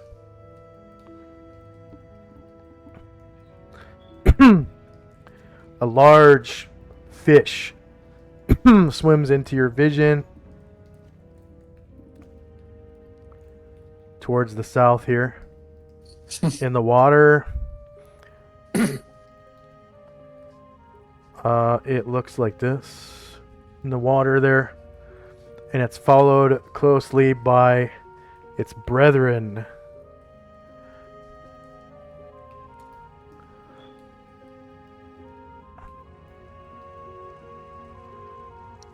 Does it remind him of the sharks we saw in the water temple?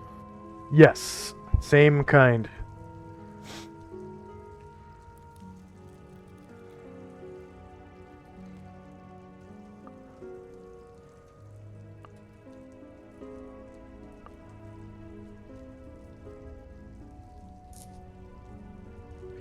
And it looks like they're feeding on vermin in the water. There's like maybe some frogs that they're kind of eating as they pass by. And maybe some like crabs too. Probably some crabs in the water. Anything else for Tenzi and Company? Nope.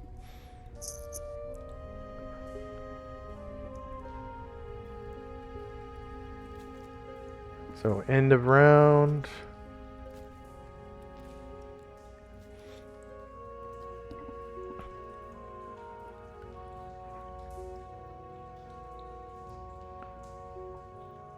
This is a 0 round for Ashrils and 8 protection from evil on Luther. First is Sakaki Buma. He kind of is waiting for the light to go into his path towards the bridge. And Shandrak and Company. Okay. Erdrin will continue further along.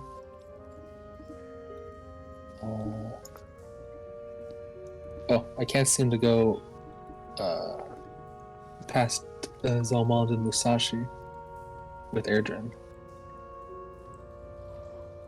Thank you.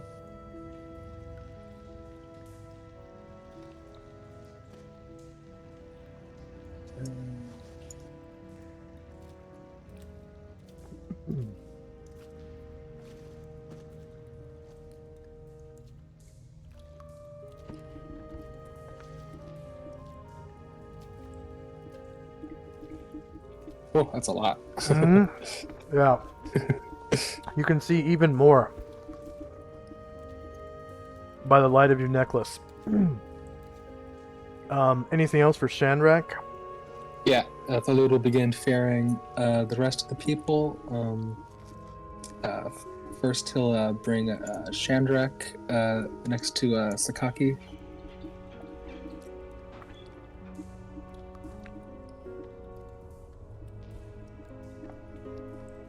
And then he'll bring Tenzi next to Shandrak. All right.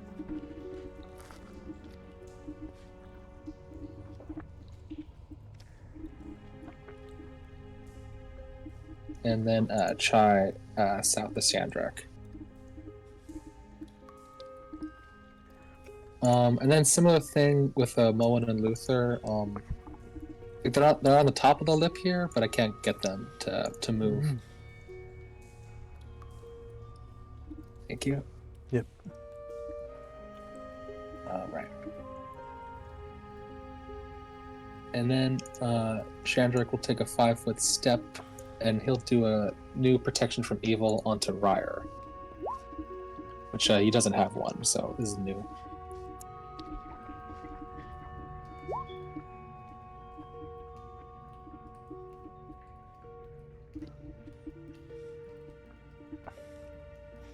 So, Shandrak, Oh no, he does. That's fine though. Steph. Oh, he does. Okay. So on It's at Ryer. 4, so that's fine. Yeah. Fine on Ryer.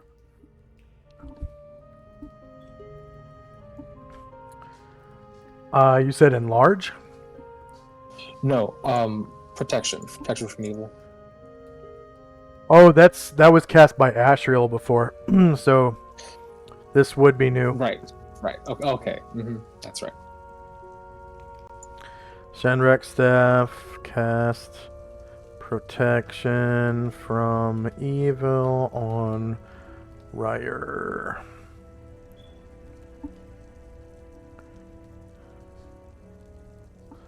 +1.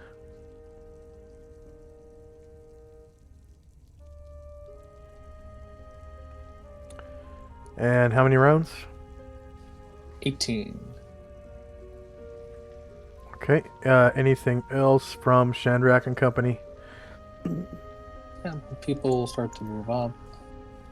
Ryer will cross the bridge, and other people will fall after him. And Tenzi and company. We'll move across the bridge. Yeah, I'll just move across the bridge. Except for Ashriel will he'll first renew protection from evil on Musashi.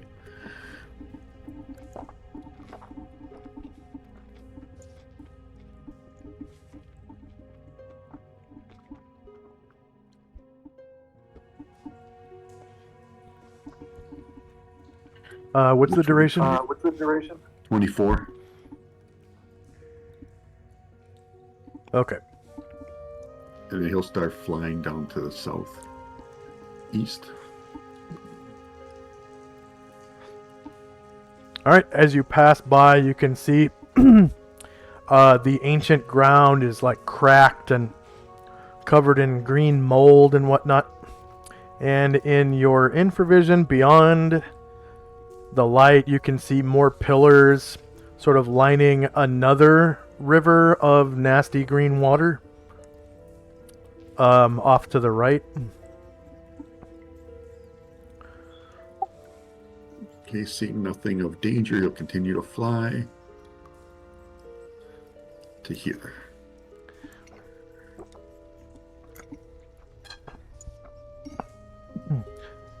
Okay.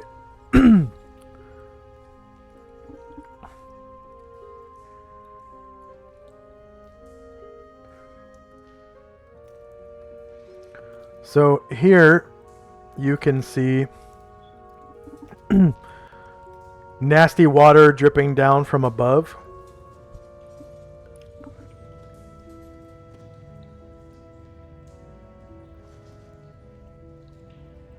Okay. And No light though.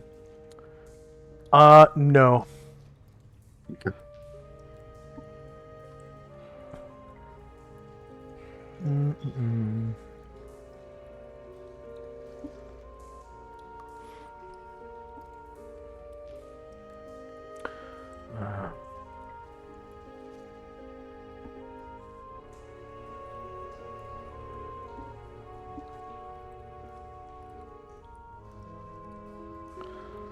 And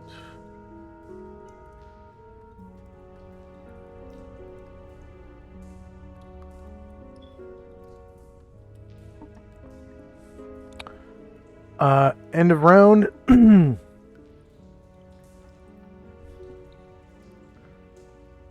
So time now is 7:40. Do we want to stop now? Because we got to do XP as well. Yeah, we do, huh? I'm fine with that. So minus 39. Okay, 739. And I did forget to do XP, so let's see here. I'm going to go back to the brothel map.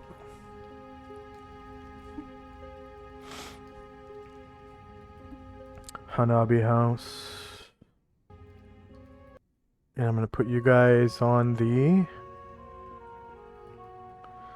landing page.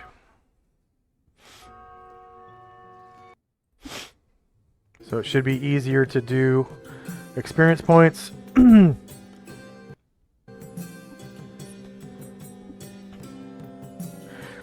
Alright, so first you defeated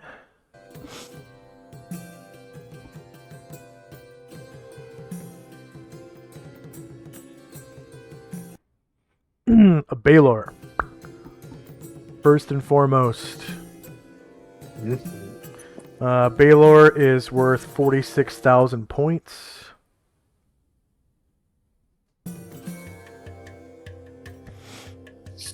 One Baylor.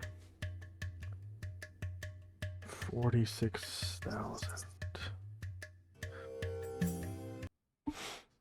2-player characters. NPCs.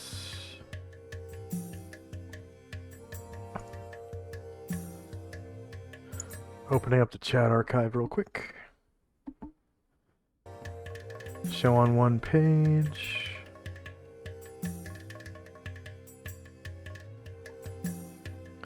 Fun group XP. And the last time I awarded you guys XP for the Jiki Niku Gaki, you had 7 NPCs. Number of creatures defeated was 1. Hit dice per creature is 13. Warriors and Bards in the party was 4.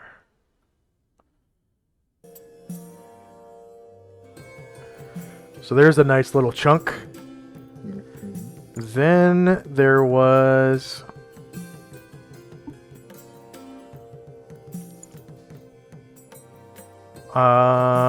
Succubus, which is actually a lesser Tenari. They're worth 11,000 points. 1 Succubus. 11,000. 2-player characters. 7 NPCs. 1 creature defeated. Succubus only has 6 hit dice. And there are 4 warriors and bards. And then there were 2 Alu Fiends.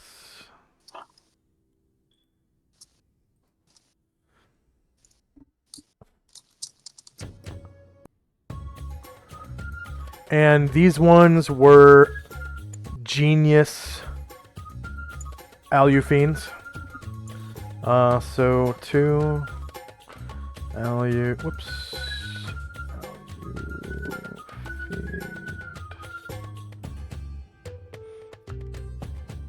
And they are worth 6,000. 2-player characters. 7 NPCs. 2 were defeated.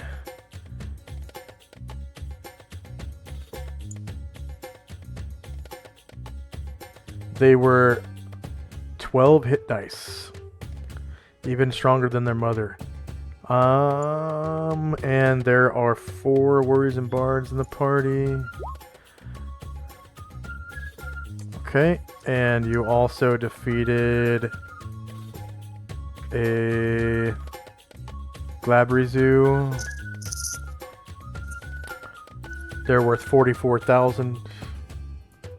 1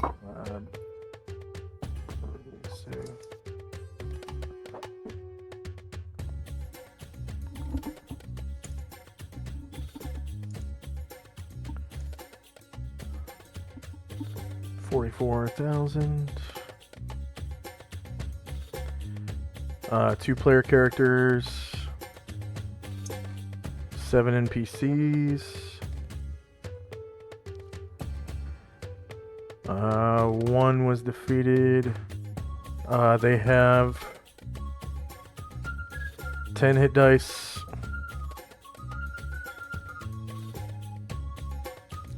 4 warriors and bards in the party. And you also defeated that monk.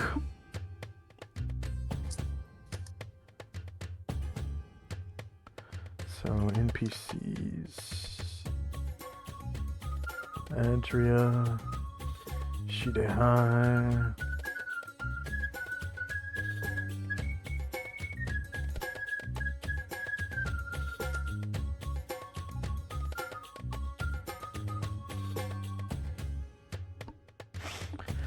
Okiya Takitoshi.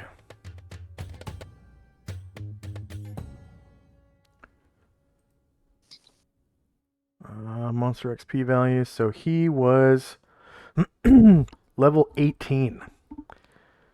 So that is the 3,000. So 14, 15, 16, 17, 18. So that's 8,000. 8,000, 9,000.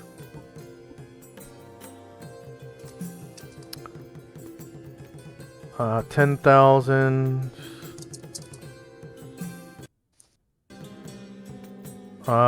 11,000, 12, 13,000.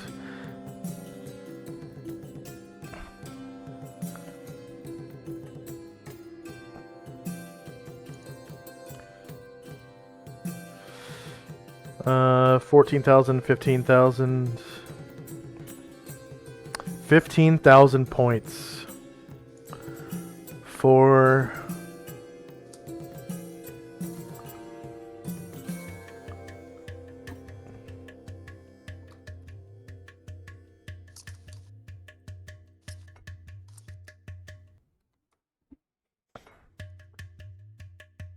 Okiya Takitoshi.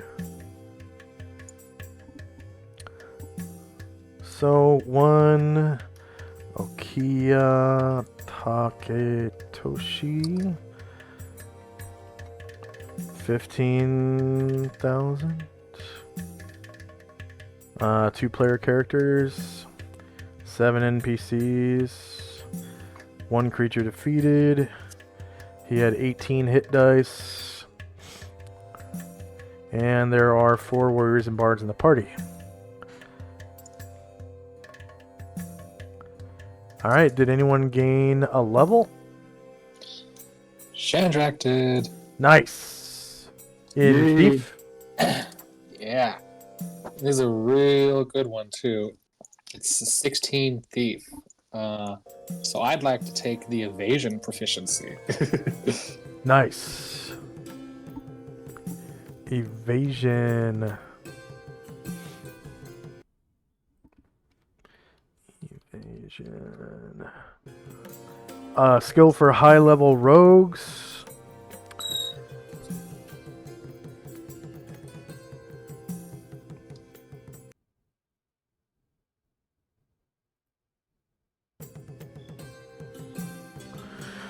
Rogues with the skill can avoid damage from energy discharges such as breath weapons, fireball spells, and the like through a combination of superior reflexes and inner strength. This skill operates automatically whenever a rogue is subjected to an energy attack that causes damage.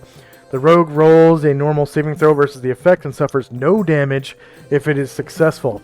The skill is not effective against effects that do not inflict damage or that do not normally allow a saving throw. For example, the skill does not protect the rogue against a bronze dragon's repulsion breath weapon, a gorgon's petrifying breath, or magic missile spells. The rogue can also avoid missiles fired from fixed points such as traps and siege engines, but not from creatures. If not surprised, the rogue avoids the missile with a successful saving throw versus breath weapon. Nice. Requirement is Rogue 11+. Relevant ability is Intelligence/Knowledge. Success is 4. Cost is 2 slots. Did you have 2 slots saved up? Wait, really? Hold on. Unless that's weird. I thought it was 1 slot. okay. looking at the one Yep, I'm above looking it? at the one above it. Yep. Yeah, so I'm pretty sure it So was level 16 was the requirement. yeah, Rogue 16, relevant ability nothing, success nothing, cost 1 slot. Very nice. That's an Yeah. awesome proficiency. Hell yeah. All right. Any questions, comments, or concerns for me? Did anyone else gain a level? Anyone on Tenzi's side or anything? I'm checking. Zalman's going to be real close. Nice. That's a good one.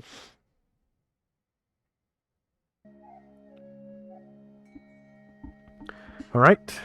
So for our viewers, thank you very much for watching. Please like, share, and subscribe. Hope you enjoyed, and we're gonna try to raid into somebody here. If you want some extra channel points, go ahead and stick around with the raid. Let's see if... Okay, it looks like Dork Tales is streaming right now. Looks like they're playing a campaign called Keys from the Golden Vault. I'm guessing it's 5th edition D&D. I think that's what they're playing. And here we go. Okay, anything for